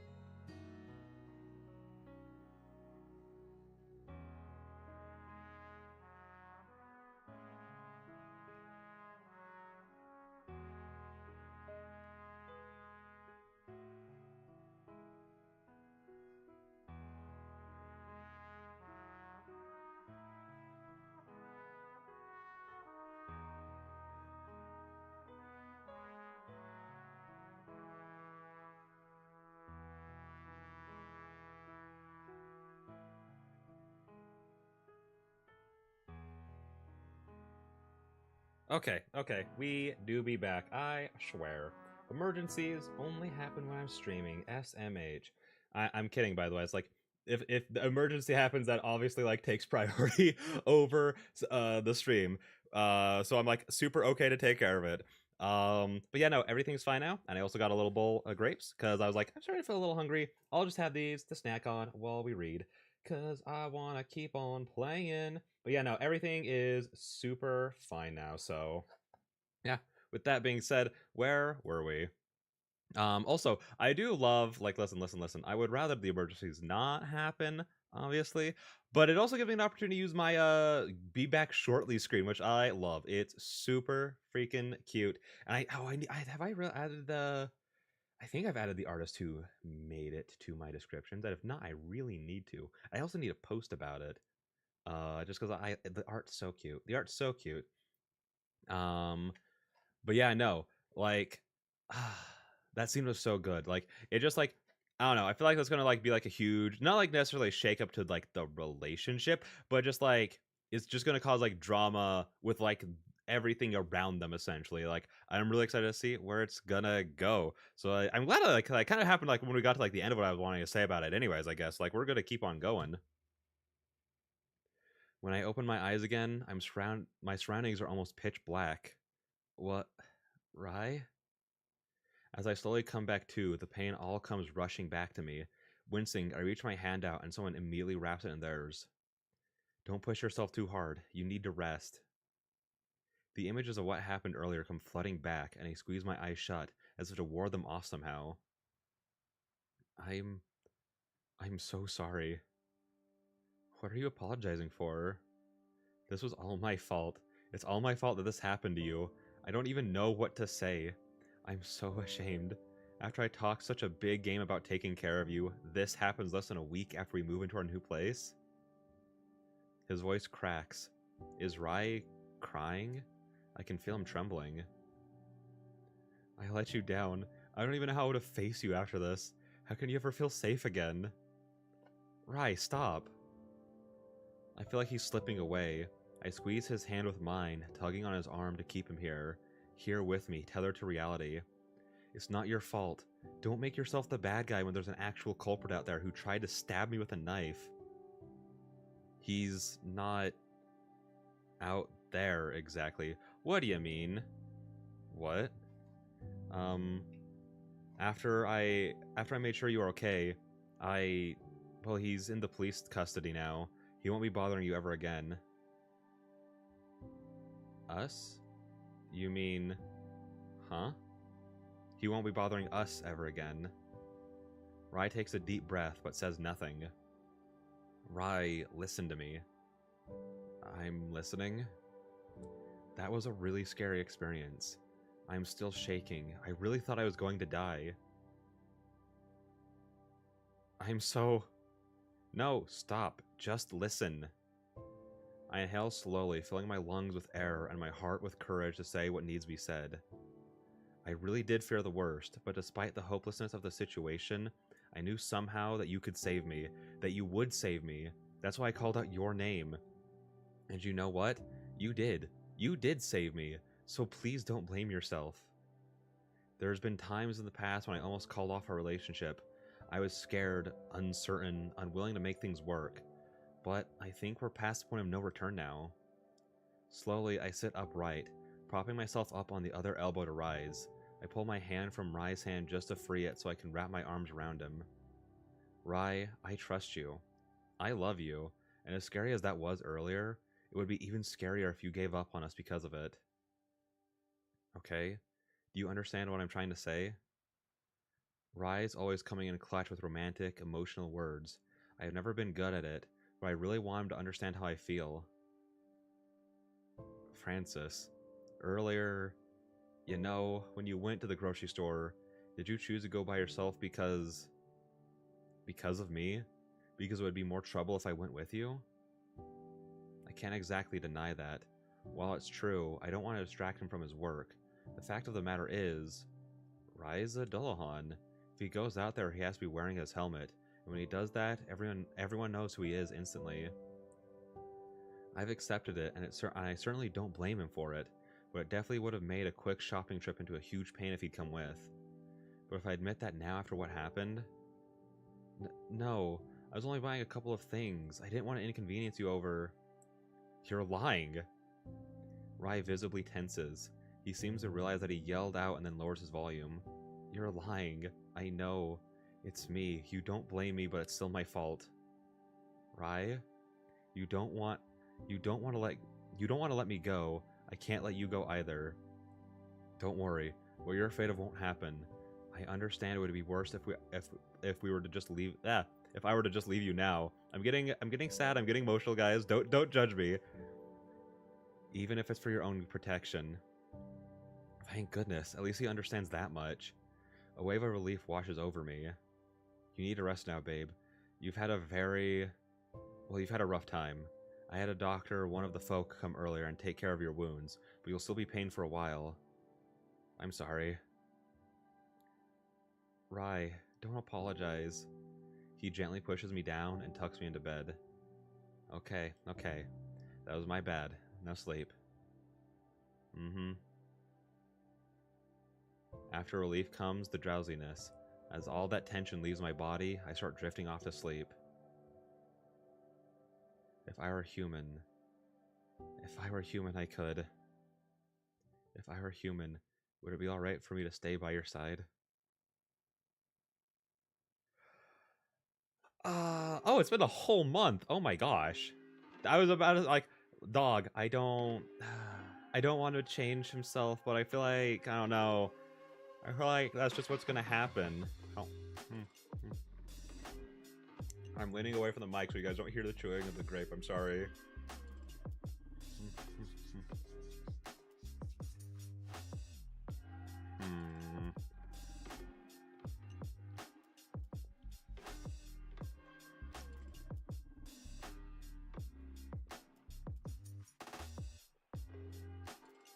There we go. How's that? Was that good? I think that was good. I think it was good. The audio barely moved. I feel like that's the way it's gonna go. Granted, there are multiple endings to this, so I feel like it might just be one. The ending where he gets his head back. Or like, just in general gets his head. But I'm just like, oh, I don't want him to feel like... I mean, obviously I see why he feels like it's only his only option. I just hope that there is more options, you know? I hope that there are more options to this. It's been about a month since I was attacked by that man. The man was arrested, but I haven't heard anything else about it. I don't know if this is because Rai is trying to block the news so I don't worry, or if it's because he... No, I can't start thinking in that direction. Anyway, Rai made sure that the incident was kept under wraps, which I actually appreciate. My family has gotten much better at Googling us. I can only imagine how worried they'd be if they found out what happened. But the whole incident has left no digital footprint whatsoever. It's a little chilling given the severity of it. I got right back to work after taking 2 days off. Despite Rai's protest, Miyuki was very understanding of the situation, and I think working and keeping up a regular routine has been good for me. The wound on my thigh has also healed up since then. Despite how deep the wound was originally, it left no scar. That's folk magic for you, I guess. It wouldn't have bothered me that much even if it had scarred, personally, but Rai was extremely conscious of it. He was even more relieved than me once I was able to remove the bandages once and for all. I still see him looking at my thigh from time to time, giving a guilty sort of posture, but if the lack of a scar can give him at least some peace of mind, I'm glad. It's something that he's been sorely lacking since the attack. Rai.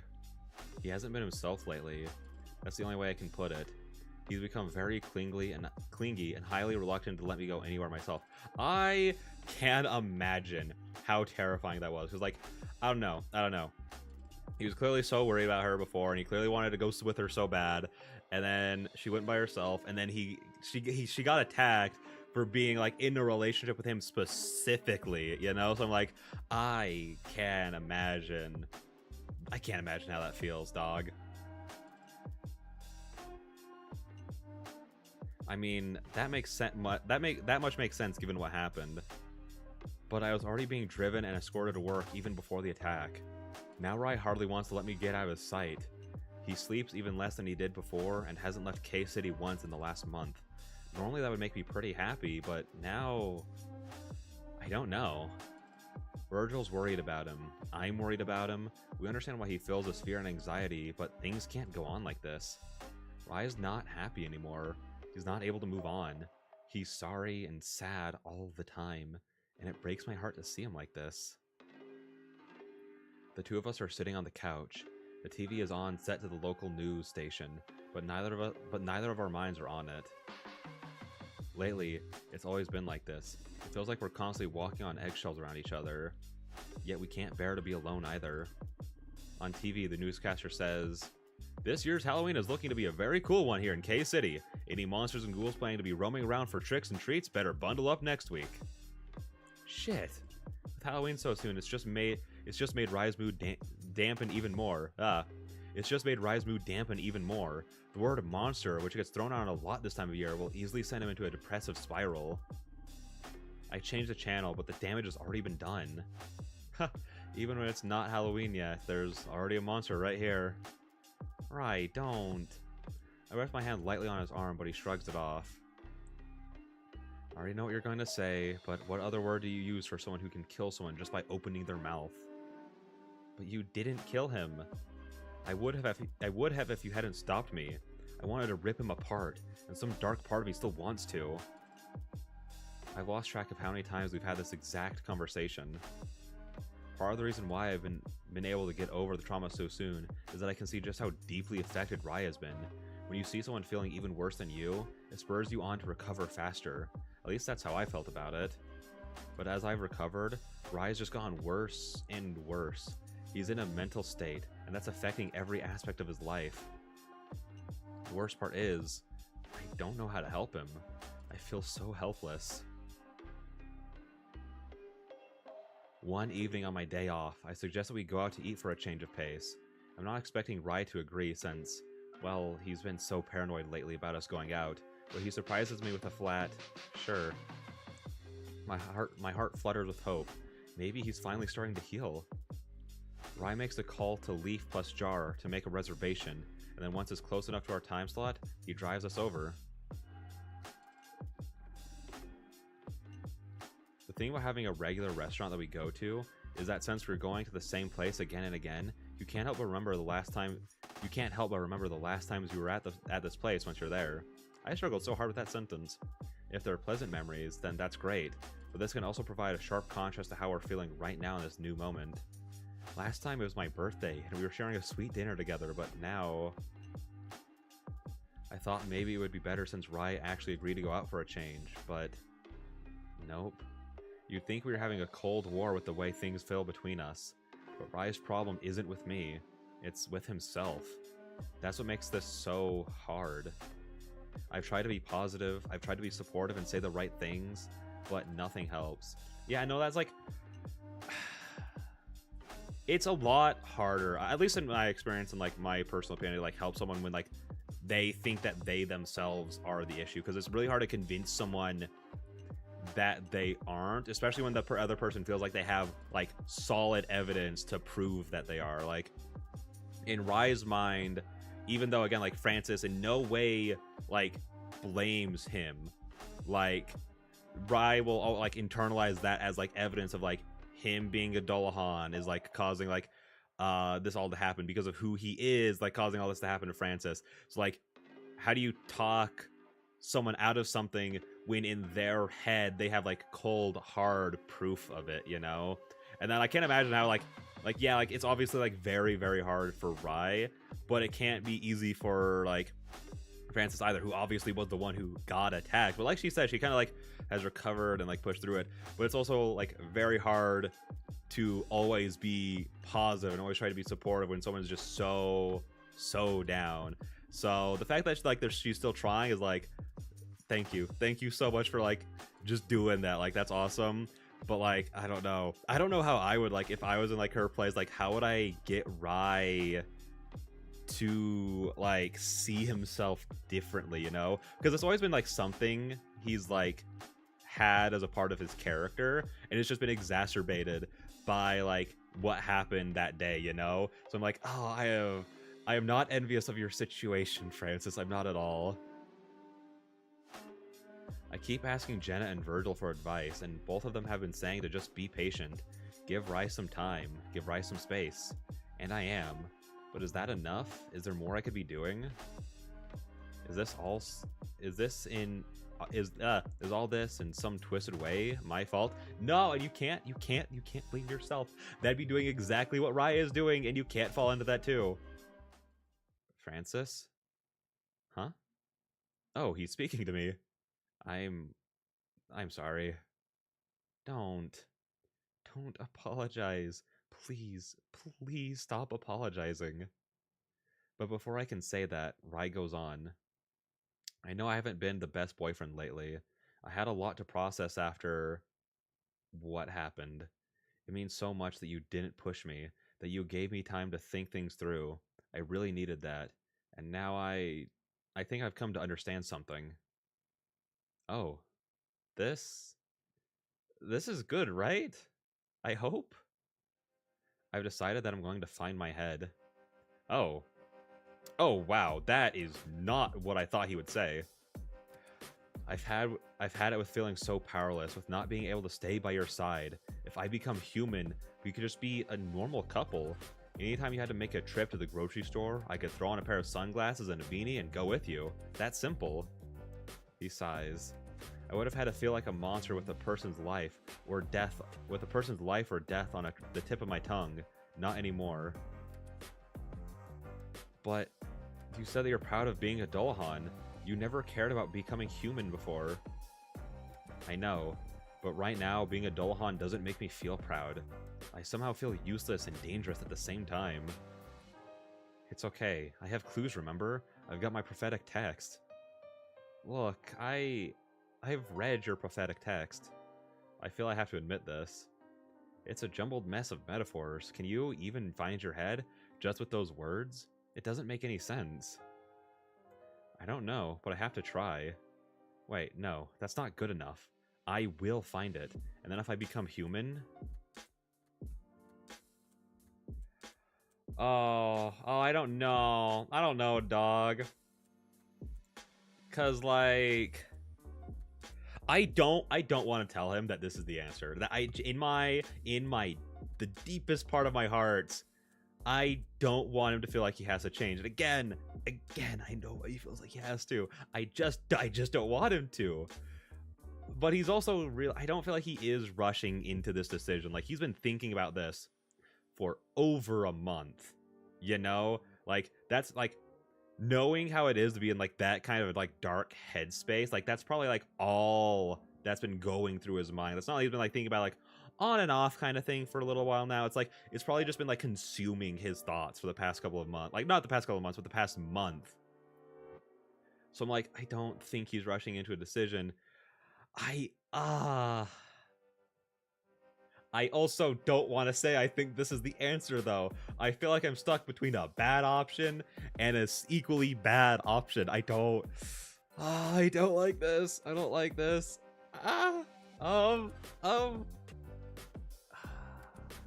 He's rushing into this decision. Okay, yeah, we're gonna go with that one. I don't feel like I like that one, but we're gonna go with it. Right, I think you're rushing into this decision. You're wrong. No. I think this is the only way. I shake my head in frustration. I can't keep the edge out of my voice as I say to him. You told me before that Dullahans have a lot of pride in who they are, that becoming human was always just an impulse that you could resist. The only thing that could have changed your mind and made you believe otherwise is what happened to me. Francis? Of course you're allowed to change your mind in life. I'm not trying to invalidate your feelings, but you've been a Dullahan all your life. Being a Dullahan is part of who you are. I take a deep breath before continuing on. If it's what you really want, then I'll be happy for you, of course. But I don't want you to make a huge decision like this as an act of self-sacrifice. It won't make you happy. Let's go! Let's go! She's me right now. She's saying all the things I would have said. Or, you know, she's saying it a lot better than me. She's just saying, like, what my heart feels. She's speaking for my heart. But I don't see it as a sacrifice. I just want you to be happy. That's all. Don't you get that? Rai, I won't be happy if you aren't. That's what I want you to understand. Are you sure? Really sure that this is what you want? Yes, I've never felt more powerful I've never felt a more powerful need to find my head. I'm sure I won't be able to rest easy until I do. Oh, Rai. I know that he's incapable of lying, but the fact that he keeps saying, I think this is the way, or if I become human, is telling. Even so, if this is really how he feels about it, if this is really how he feels about it right now, can I do anything other than support him and stay by his side? That's what he needs most right now. Patience, as Virgil and Jenna have both said. Okay. How does auto keep getting turned back on? I have no idea how that keeps happening. I don't think I'm clicking it. I'm not like clicking down at all. Literally, like the only button that my fingers are over is X. So I don't know how it keeps getting down there. Okay, if that's really how you feel, then I'll do whatever I can to help you. But if you get second thoughts, I want you to be honest with me, with yourself, and stop immediately. I don't want you to make a decision that you'll regret. I understand your worry, and I'll be careful, I promise. Something has changed. That tension that's been hanging over us like a fog all month is gone. There's a new energy born from Rai's decision, and he's finally talking again. Opening up again. I know that's a huge step forward. There's still a sense of uncertainty in my heart. So much could go wrong. Even so, this is better than wallowing in guilt and self-pity, right? I guess only time will tell whether we're going down the right path or not.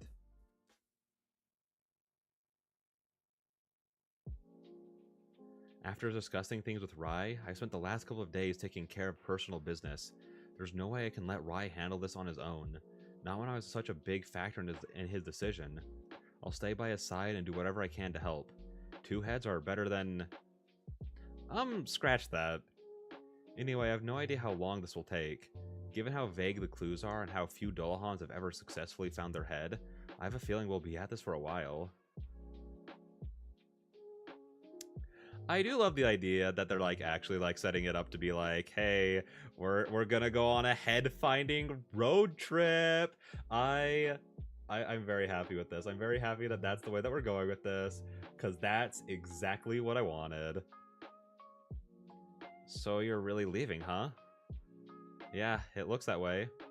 Today's my last day at work. Officially, I'll be on medical leave.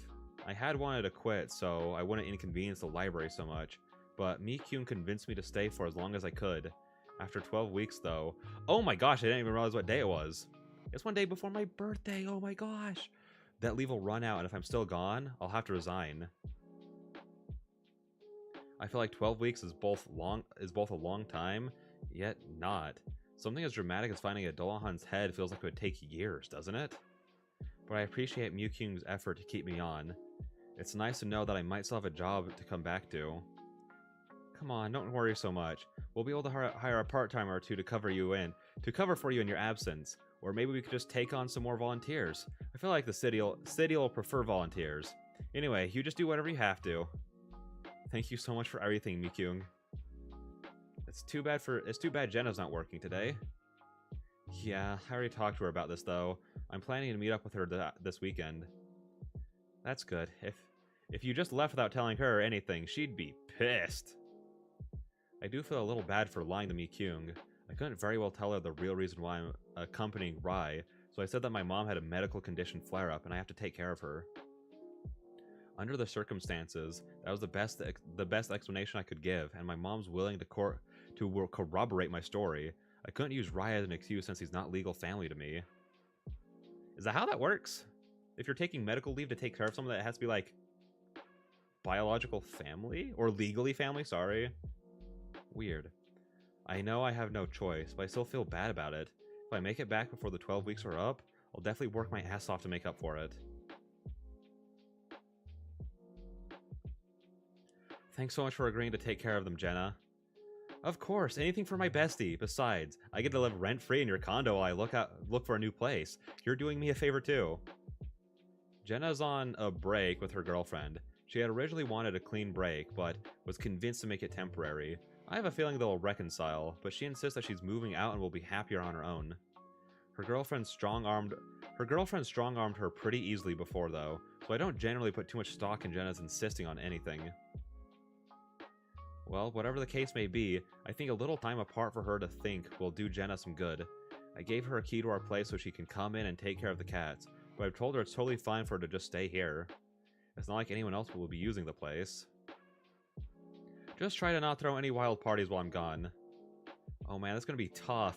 You just know how much I love keggers. She retorts oh, well, I did not say that very dryly. She retorts dryly with a roll of her eyes. Be good, you guys. Misty meows somewhat discontentedly as I rub her head. I haven't been away from them for more than a few days before.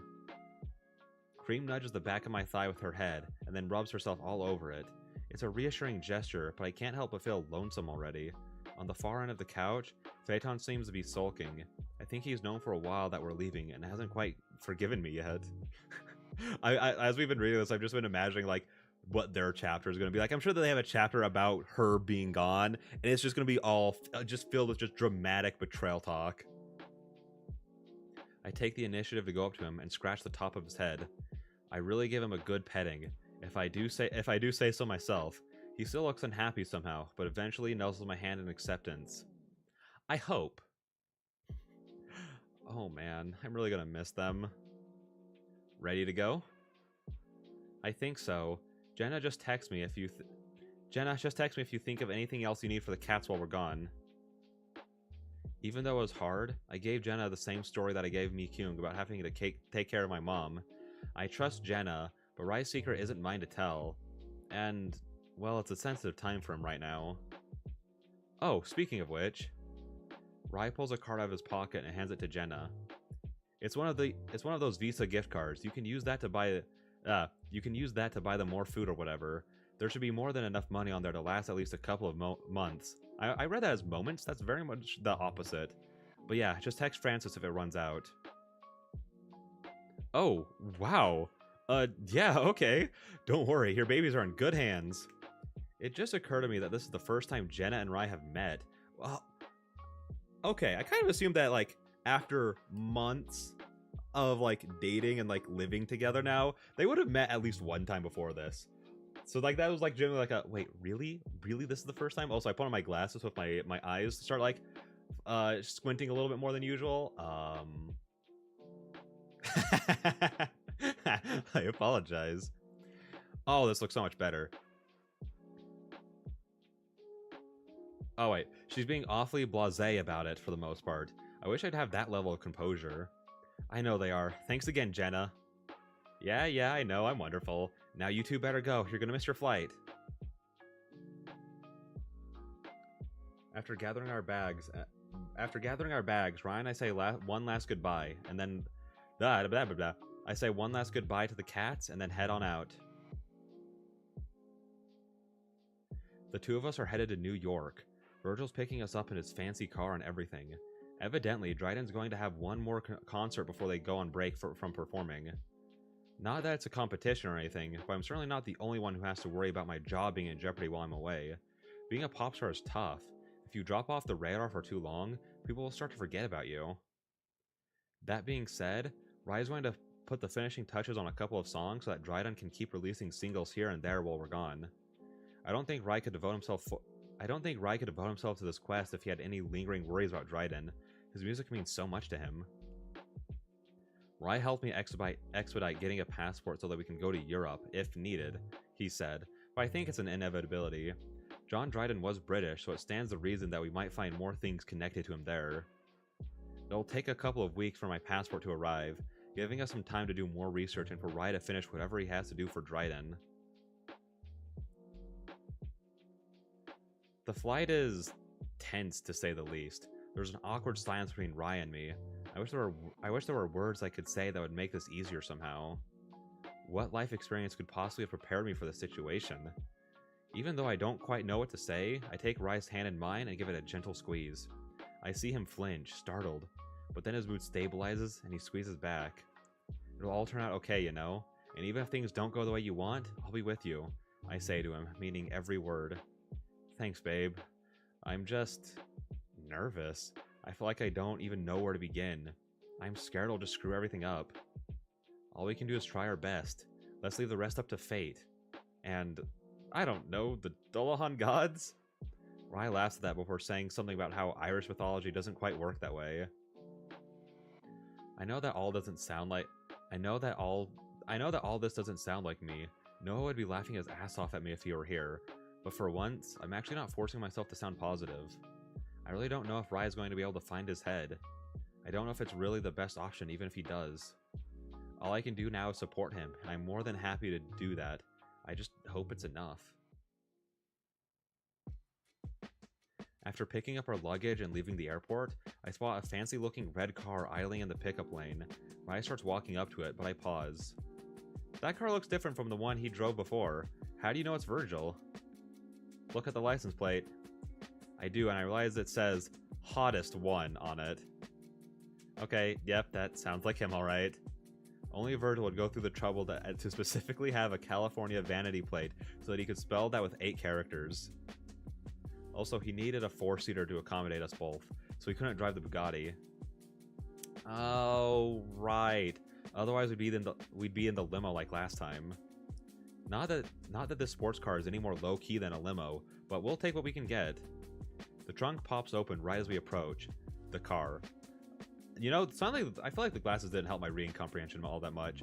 The trunk pops open right as we approach the car, so we toss our luggage in and then slide into the back seat. Hey, you two, how's the flight?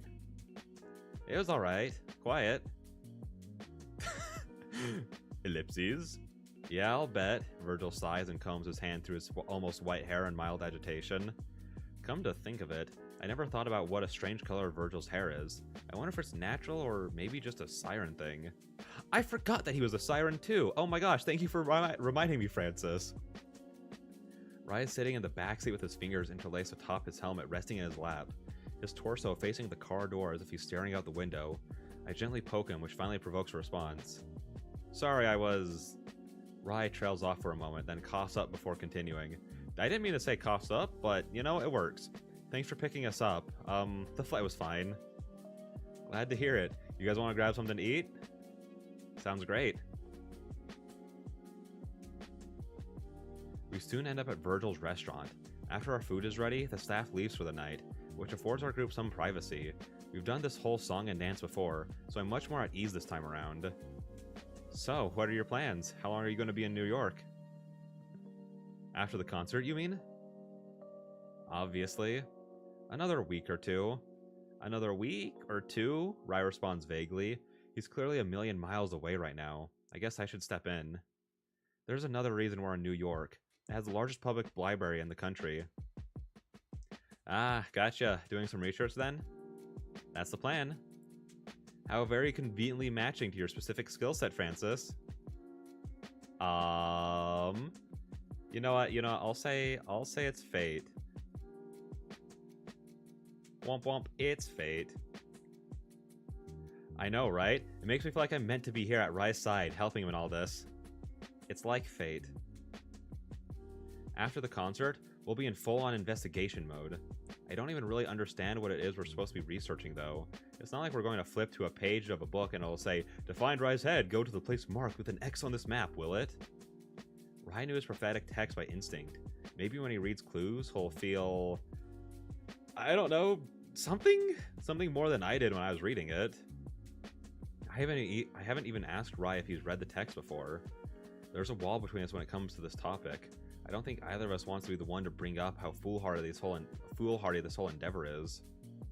It's like, if we point out any flaws if we point out any flaws in or question about the plan, the whole thing will just come crashing down. So we just don't talk about it. I sure hope Rai knows more than he lets on. If that doesn't work, we're hitting the Library of Congress next. The folks will have some influence there. If not, well, my dad might be able to pull some strings. God, I can't believe that this is my life right now. Going on a quest with my headless boyfriend to solve a poetic riddle and find his head? His powerful, equally headless father cashing in on some connection to get us access to a secret government building? Yeah, this is some action movie shit, alright? Sounds solid enough, but let me know if I can help. This isn't going to be easy. I know, Virgil, don't worry. And when has saying, don't worry to someone ever actually gotten them to stop worrying? Rai finally laughs at that. Some of the tension dissipates after that. I listen semi-attentively as Rai and Virgil start talking about specifics for their concert. I won't have much to do until after the concert when I can help Rai with research. It's a little weird not having to worry about heading into work or anything. Maybe I'll work on some writing in my downtime. I did bring my supplies for it after all. Life's heading in such a strange direction right now. Huh. Heading. No, stop that, Francis. No, I thought you were saying no, stop that, Francis, like she was talking to herself. No, stop that. Focus. I must say that I feel better about this whole thing now that we have a more concrete plan, though. Finding Rai's head sounds awfully nebulous, but doing literary research in a library before going to the land of John Dryden's birth feels more doable. Less ridiculous? No, but it's actionable and stuff. This all still feels like a shot in the dark, but in the end, Rai's the one who has to do all the work, not me. It's his head. I'm just here to support him as much as I can. Besides, I already know that Rai gets serious tunnel vision. Someone's gotta be here to help him if he gets stuck, and it might as well be me. Oh, and like that, we got another huge skip. Well, oh shoot, and I guess it didn't go that well. Well, that was a bust. Not the Dryden concert, that was awesome of course, but the New York Public Library didn't turn up anything useful. We pored over every shelf and paid special attention to the books about mythology or Irish history, but we got nothing. Don't be too down about it, Rai. We mostly pin our hopes on the Library of Congress anyway, right? I can't show my own worry and disappointment, or else it'll make Rai feel even worse. I have to be his rock in times like this. I know, but still, hitting a setback early on isn't exactly inspiring. Yeah, I understand. When are we heading to DC? I don't want him to dwell on this. We've got to keep moving forward. I already got the tickets. We can go tomorrow morning. His voice sounds distant somehow. Rai? I reach out and take his hand in mine. They're ice cold, and just from that, I can tell anxious he is, and anxious and down he must be. The New York Public Library doesn't have as many older historical texts. Dolans have been around for so long. It makes sense that you wouldn't get any clues from books that were published in the last 20 years, right? I pat Rai's hands lovingly, trying my best to transfer some energy and good feeling to him somehow. We already knew this would take some time. Rome wasn't built in a day, so don't give up, alright? I'm here with you. Rai lets out a long, drawn-out sigh, but then he finally laughs. How do you do that? Do what? You just make me feel so safe, like everything's gonna be okay. I woke up this morning feeling so frustrated, but now I'm just excited about going to DC with you. We should just treat this whole thing as a big vacation. Let's just forget about finding your head and road trip around with me. Just forget about finding your head and road trip around with me across the country. How's that? That does sound pretty tempting. He doesn't agree to it though, of course. I'm still not completely convinced that finding Rai's head is even the right thing to do. Since we have been in New York, I've been slowly trying to get Rai to let go of his fixation on it. I want to support his decision, of course, and it's his life and all. But I just don't want him to be pressured in anything or use me as the reason why he feels he has to do this. So far, nothing he's done or said has convinced me not to feel this way either. Well, we're basically all packed. I wasn't sure when we'd be leaving, so I kept everything in one place. Great, I'll call Virgil. He'll take us to the airport in the morning. What about a hotel? Oh, right, I'll get that booked tonight. Rai is usually very meticulous with planning, whereas mine's been all over the place lately. Not that I can blame him for that. I just hope that we really find something at the Library of Congress, or else I'm not really sure what we'll do. Oh, by the fact that it skipped so far ahead, I'm guessing that this hasn't gone well either. Oh, listen. There are two wolves in me right now. One that's like, please don't find your head. You're not finding it for the right reasons, you know? And the other that's like, Oh no, not finding it's making him very sad, and I don't want Rye to be sad, and it's also making, like, it's also taking a toll on Francis, and she's been through enough. She doesn't need any more right now. She deserves, like, some, like, not this, essentially, you know? They both deserve just some happiness for a little while, just simple happiness. So that's what the two wolves in me are saying. Oh. As Ryan and I emerge from the archives to take a break and get something to eat, it occurs to me that we've already spent more than a week in DC. Yeah, again, time is just flying. No luck today? I couldn't grasp anything specific, no. I'm sorry. Hey, what are you saying? It's not your fault at all. It is what it is. I don't even know what I'm looking for, so all I can do is keep looking around. I sound surprisingly nonchalant about it, but I'm actually glad of that. At least he appears to be in high spirits. Let's go. Let's go. Oh, he's in high spirits. That's awesome. Although, I feel like... I don't know. I feel like that might fade soon. I feel like it's just like one more setback away from vanishing. That's how I'm, like, feeling. Yeah, I'm sure we'll find something soon. Thanks, babe. Well, it was definitely the right idea to come here. I can feel a kind of special energy or something in the air. I didn't feel this way before when we were in New York. Are your Dullahan senses tingling? Something like that. So we know we're in the right place. Maybe, but still aren't even sure what we're looking for. What a conundrum. Oh yeah, are you going up to that special archives room with me later today? We finally gotten cleared for it. Ah, sure, of course. Damn, that took such a long time. Even with Rye's connections and all, I guess celebrity and status as one of the folk can still only take you so far in a world of academia. I've been trying to help Rye, but he knows better than I do what he's looking for. I've only been able to help him a little bit with finding books on the shelf once he has the shelf numbers, etc. What else can I do? In a vain attempt to find clues and pass the time, I've read All for Love so many times now, past the prologue no less, that I could practically audition for a part in it. I'm sick to death of Anthony and Cleopatra and their doomed love. It doesn't exactly bode well. Yeah, no,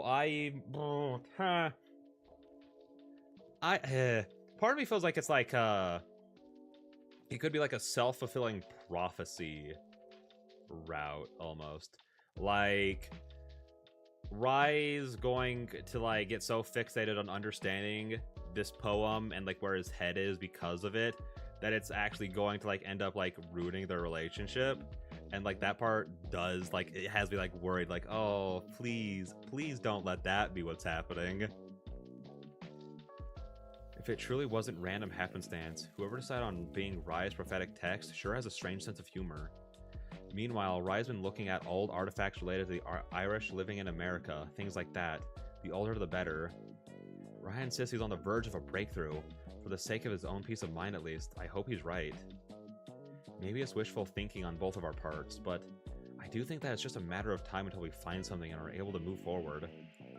There have been Dullahan's successful in this endeavor after all. We know that it can be done. Do I have a choice but not... Do I have no choice but to keep the faith for both of us?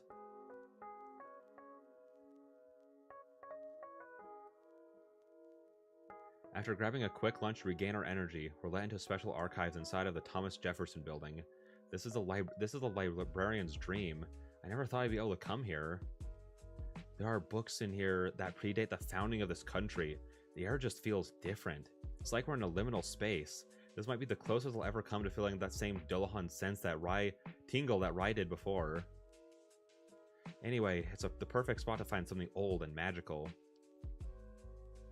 Rye is extremely focused as he navigates the shelves. I decide to skim through the columns trying to make sense of the organization. In a room like this, it's not going to be your average Dewey Decimal System, you know? A group of books in different European languages catches my eye after a while. Rye, there's some European text over here. I call out to him to get his attention, but my voice is still barely above a whisper. It just feels wrong to shout in this solemn place. I think some of them are Irish. I'm not sure though, I'm not an expert on Gaelic. Rye turns upon hearing my voice, then freezes. Damn, I hope these aren't actually in Welsh or something. I hate to get his hopes up for nothing. Rye? He walked towards me, or rather towards a shelf behind me. It's hard to tell for sure when he's wearing his helmet, but his gaze seems fixed on a particular spot. It's faint, but I think I feel something coming from here. Something promising, I hope. Rai reaches past me towards a book on the shelf right above my head, takes it down, and then brings it to a table in the center of the room. I take a seat beside him as he puts the book down and carefully flips each page one at a time. I peer down at the pages with him. Francis, there's something in this book that's very important. I just know it. I take his free hand in mine and give it a gentle, hopeful, reassuring squeeze. I'm here. Take your time. Time seems to slow down for a while. The liminal space feeling I had in this room earlier intensifies. As the minutes tick by, my eyes catch on dust particles dancing in the air through streams of light coming from the high windows. I'm going to move my microphone just slightly. There we go. Some moments of my eyes linger on Rai's tense shoulders. Other times I stare down at the page he's on, written in a language I don't understand, and try to glean some information from them too. The only sound reverberating through the entire room is that of the pages turning. It sounds almost like dead leaves being blown and scraped across the ground by wind. That makes me nervous, worried. I can only imagine how Rai must be feeling now. Rai stops for a long time on a page with a map of Ireland. It must be from the 17th century or earlier, because the shape of it hardly even looks like Ireland. Oh wait, I see. They had just oriented it so that looked like so that Scotland is on the bottom of the map. Even then, the overall shape's still pretty off. Map makers back then couldn't be 100% precise, of course. Are they actually about to find a map that says X marks the spot? That's so hype if they do. Map makers back then couldn't be 100% precise, of course, but still, if it weren't for the Ireland emblazoned across the top, I wouldn't have been able to tell what I'm looking at. Now Rai seems to be in a trance, motionlessly staring at the map. I know his breathing usually isn't audible, but still feels weird to not hear it at all. It's kind of freaking me out. Just when I'm about to shake him by the shoulder, Rai burst out, "Babe, I think I just had a vision." Oh my god, what did you see? Rai's felt a strange, magical sense of intuition since we got to the Library of Congress, but we've had nothing so concrete up till now. It has to be something big. I saw you and me at the castle. Wait, let me backtrack a bit. I told you about the Dullahan ancestral home, right? I nod, recalling the conversation we had about the tucked away town for Dullahans and their allies. Rai's parents moved there some time ago, he told me. There's a big castle in the city that's mostly used for special occasions and gatherings, but Dullahans can also rent out rooms in the castle to live in there if they can afford it. I'm rambling. Anyway, in my vision, I saw the two of us there. I don't know what we were doing, but Rai's so overcome with emotion he can hardly speak. I gently pat his shoulder. Take your time. After a long pause to gather his thoughts, Rai continues. I don't think this vision is supposed to be taken literally. Like my head's probably not at the castle. But since I saw us there at the castle, I think we should go there. I think the vision is telling me that's where the journey is going to begin. You know, I've thought for a while now that your head is somewhere in Ireland. After all, you felt that pull. It's always been when encountering something related to Ireland. Somehow I replaced all the I's in that sentence with U's and read that from Francis's perspective, and then I got to the end of that sentence and I was like, that doesn't make any sense. Because it didn't the way I was reading it. Why didn't you say anything until now? Well, it's just a hunch. But today you get a vision while looking at a map of Ireland? Come on, it's totally meant to be. You don't mind going? It's a very long way. This could end up being a total dead end. I'm with you every step of the journey. Whatever you decide to do, wherever you decide to go. Francis. So, let's go. This is what we got my passport for, right? All that paperwork, it was leading up to this. Rai chuckles. Yeah, you're right. The relief I hear in his tone is palpable. Okay, let's go together, Rai. Okay, let's go together, Rai says, his voice choking with emotion on the last word. We leave the special archives behind. I wait in the main wing of the library while Rai goes to make some arrangements for the trip.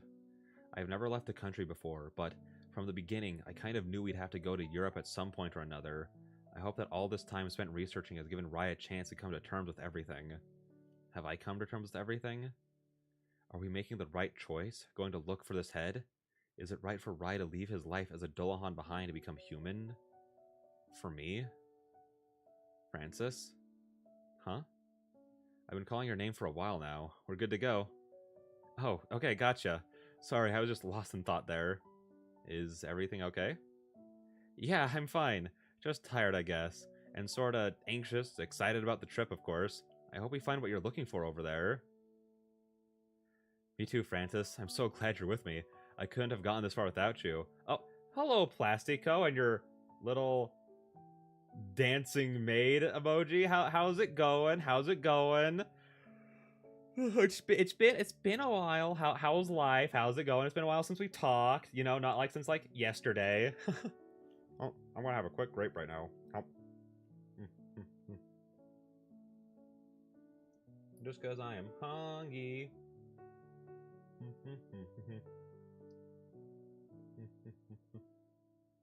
Good, you? Doing good. Listen. I've been doing terrible at reading, I'm not gonna lie. But that doesn't stop the story and the characters from being incredible. I am so happy to be back and doing all this, so everything's going good. I think grapes were a mistake to eat during stream, just because they take so long to chew. Granted, I also don't have anything else in the house that's like a quick little like bite of, essentially. Like everything else is like nuts or like Nature Valley bars, essentially. Like nothing that you can just take a quick bite of and like move on with.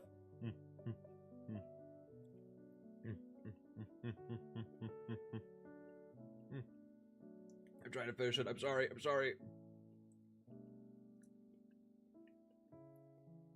No to that question. No siree. Yeah. No to that. But that being said, I'm trying to be how I'm feeling. I'm trying imagine getting chilies. Sure. Just rub it in. That's probably what you're eating right now. While I'm just eating my. To be fair, I do love grapes. I couldn't be me. Wow. Someone's so humble. Someone's just so humble about what they've got right now. Not yet, but soon. Okay, not yet, but soon. Cool. But you know, I love grapes. They were just a bad decision to eat specifically right now because they're so chewy. They make a lot of sound, and that's how everything I have is. Like, it's something that I can't just like take a bite of and be done with. Oh, hang on. There we go. Just gotta take tiny little bites out of it, and I'm fine. There we go. Oh, I'm doing it. I'm just trying to sit here and debate, like, how I'm feeling. Like, my hands are getting a little sore now. So I think... I know that you just came in, and I promise I'm not doing this because you just came in. But my hands are starting to feel a bit sore. So I think I'll go for, like, a little bit longer. Like, maybe, like, 1 or 2 more scenes, and then call it there, I think. Just going back to the good you question. What on earth is that? Is that a gun? Oh. You know what? Threaten me all you want. I accept it. You know, I'd put my hands up if I could, but I can't, so I won't. Oh, okay. Well, okay. Chill. Whoa. That is uncalled for. Chilled, you died? Wow. Okay, what? Just because I wanted to leave you immediately after you got here? That's such a harsh reaction. No. Again, we're going to be here a little bit longer. Just here a little bit longer. Just because I just want to keep reading. I want to keep reading more. So we are. Okay? We're going to be here a little bit longer. Again, like, I'm supposed to, like, stop streaming and stuff and, like, stop doing stuff. Like, my hands get to sharp pains. And I'm starting, like, getting a little bit of that. But, like, specifically in my left hand. It's specifically bad in my left hand. My right one feels very good right now, and I'm not sure why. It's very weird. Especially since, like, my right hand's the one that I use more throughout the day, so I don't know why my left one is hurting so much. It's very odd. But, yeah, with that all being said, let's get on into it. What was the last part? Did we read? I think we read the... Yeah, we did read that. We wouldn't even be here on this quest if it wasn't for me. Knowing that, I can't help but feeling more than a little guilty. I'm glad to be here too. It's not a lie, but I wish things didn't feel so desperate. Who knows if what we're doing is the right thing or if Rai will have regrets. I suppose I don't have the luxury of time to worry about that now. All I can do is follow my heart, and my heart wants to stay at Rai's side, whether that's here or in Ireland. Oh, well, hang on, I'm getting another emergency. Hang on, guys. We're gonna go... I'm so sorry about this. I'm so sorry for to have two emergencies in one thing, but, you know, life do be life, and I'll be right back.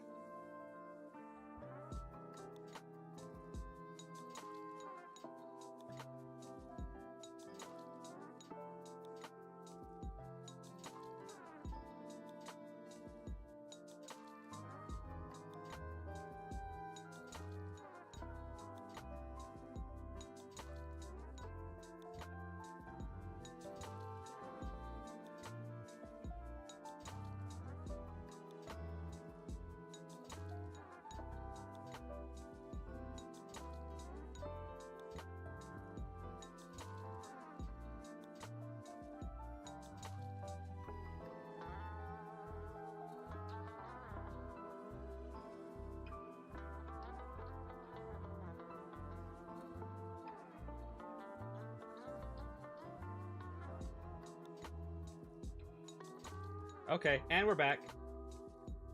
Womp womp, here we are. Even though Rai was eager to head to Ireland right away, we talked about it and... Okay, I had, like, for some reason I had, like, the strangest panic that, like, I still had my mic muted. We're good, we're good. Even though Rai was eager to head to Ireland right away, we talked about it and after I urged him not to rush things, he agreed. I'm glad because now I get to stop by home, check on things, and see my cats. I have never been away from them for so long. Besides, I'm sure we won't have to find... Besides, I'm sure we won't have it easy once we're in Ireland, so best to be mentally prepared before we go. Rai has gone out for a bit. I assume he's taking care of some famous people stuff, whatever that may entail. Anyway, I'm just chilling at home in the meantime. Jenna's sitting on the couch across from me with Cream and Phaeton on either side of her. It looks like they've gone pretty chummy while I've been in New York. There's been significantly less progress on the break, though. I guess the fact that it's still a break and not a breakup is telling? Anyway, I don't want to press the issue. She'll talk about it if she wants to. So, Europe, huh? Jenna asks. Yeah, Ireland specifically. Oh, it should be beautiful in the scenic stock photos. If the... Wait. Oh, it should be beautiful if the scenic stock photos on my login screen are anything to go by. In the winter, though? I don't know about that. Jenna laughs lightly, sinking into the cushions as she picks her phone up from her lap. She must have checked the time because after looking at the screen, she gets up and makes a big show of stretching. I guess I'd better get out of here right about now. If I wait too long, there'll be traffic. I stand up, intending to see her out. You already found a new place, right? I'm surprised you're still here so late, honestly. I did, but I'm only, like, half moved in. Besides, I like your mattress better, she replies with a grin. You don't have to go, you know. You'll be back here tomorrow anyway, so isn't it a waste going back and forth so much? I know, but I think you and Ryan need your space. I'm sure there's lots to talk about and prepare. You're leaving, what, tomorrow morning? I nod. It's gonna take us about 9 hours to get there. Wait, really? That seems so short. Dinner time. Well, go enjoy it, have fun. I hope it's good. I know, right? I'm surprised since Europe's practically on the other side of the world. It feels like it should be longer. It's a non-stop flight, but still. Then again, I've never been on a flight this long before. Not like I'm an expert or anything. What do I know? Oh, here. Oh, are you in for a treat? You'll either die of boredom, sleep the whole time, and mess up your internal clock, or end up watching every single movie that comes out in the last 6 months. I'll have to be careful then. Thanks for the heads up. After that, after I thank Jenna for continuing to take care of our place and my cats, she leaves, and I settle into her spot on the couch between the kitties. Deep diving into social media shows waves of conflicted Dryden fans who love the new single but aren't happy about the suspension of live performances. Ryan Virgil released a single online only a few days ago. It's a somber song about feelings of uncertainty and the loss of innocence. Real poetic stuff that clearly has nothing to do with what we're going through right now. Clearly. Kidding. Since knowing Rye, I've gotten to see firsthand just how much a songwriter's life influences their music. Songs are so personal. Not to say that a novel or a movie or whatnot isn't the same way, but most songs are in first person, so they feel like a one-to-one dialogue between the singer and the listener. Knowing that I'm the bassist for some of these songs is trippy, and that's what my with my songs being positive. I can't imagine how exes who have a breakup songs written about them must feel. It's gotta be mortifying, right? To say the least. Not to mention, what if that song about you becomes a huge hit?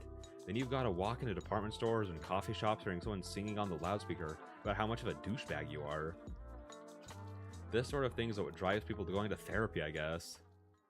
As I'm thinking about this, I hear the sound of the door being unlocked. Phaeton immediately jumps off the couch and hides underneath it. Cream doesn't leave my side, but she certainly tenses up. Misty? Unfazed. She stares over at the door from her perch, in front of the window. Her expression looks like she hasn't decided exactly how she feels yet. But you'd better behave because you've already got some strikes against you. I guess this is an improvement? I mean, they're not attacking him and constantly hissing at him anymore. I wonder if the cats will have the same instinctive reaction to Rye if he finds his head. Hey, no Jenna? I shake my head. She left for the night, but said she'd come back tomorrow to take care of the cats. Cool. He takes off his helmet and lays it on the kitchen counter, before sitting down next to me and heaving out a long sigh. What happened? Something bad? No, nothing like that. It's just, well, my mom called. Rye seems to deflate as he says this. Sometimes she's a bit much. Oh. Somehow Rye manages to say so much with so little. Now that I think about it, though, I don't exactly know anything about Rye's mom, except for the fact that she's also a Dullahan. I know Rye's dad is a lawyer for the folk, and that his parents both live in Ireland. Hold up. Your parents are in Ireland, aren't they? We're going to Ireland. Am I going to have to meet them? Is that a problem? He sounds miffed, but only just a little. In my shock, my tone of voice might have been too apprehensive. Of course there's no issue with me meeting them, especially considering Rye finagled his own schedule to meet my own parents before. No, I'm happy to meet them. I just need to, mentally prepare myself. It's a big deal meeting your SO's parents. Rye's shoulders visibly relax. Silly Rye. At this point, what haven't I seen and experienced while dating him? Why would I still be hesitant to meet his parents? I'm just nervous is all. I want to make a good impression. I also especially don't want them to get the idea that I'm forcing their son to look for his head. I'm still pretty apprehensive about it myself. As relieved as I am to hear that, you actually won't be meeting them just yet. My heart does a little flip. I can't tell whether I'm more heartened or disappointed by this. I've got some real good mood whiplash going on. Maybe it's a mix of both feelings. Why not? My dad is a big client he's dealing with in Belgium. Some vampires got into the worst kind of trouble, the kind that involves lawyers, human prosecutors no less. Wait. So my mom went with him, and so they're not at the ancestral home. They won't be back until after the new year. She gave me an earful about having bad timing and not visiting them in so long. You know how it goes. Oh my god. He can't just bring up vampires and then move on all nonchalantly like that. But then again, I suppose now's not the time to talk about that. Not when there's family issues at hand. When was the last time you saw your parents? I have a feeling that if I could see Rye's face, he'd be avoiding meeting my eyes right now. Damn, and I thought I was bad about not visiting my family enough.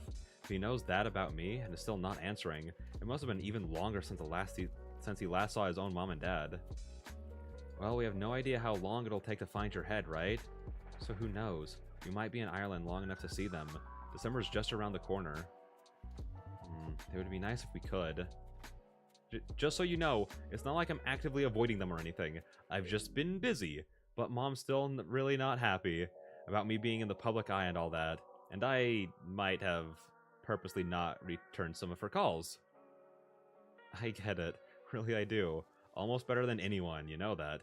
But still, at the end of the day, they're just worried about you. Rai reluctantly agrees. My words surprise even me.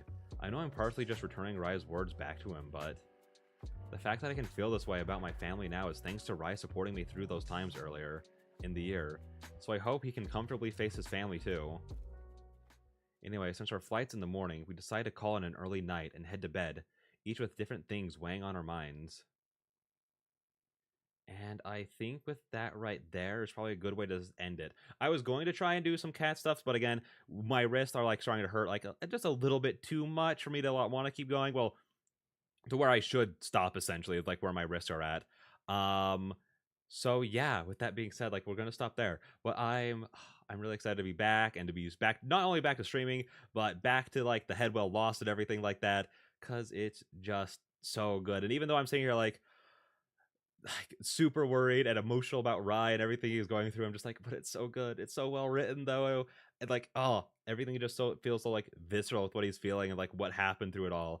Like, I don't know. I don't know. It's just so good. And like I can't wait to come back to it. Cause I don't know.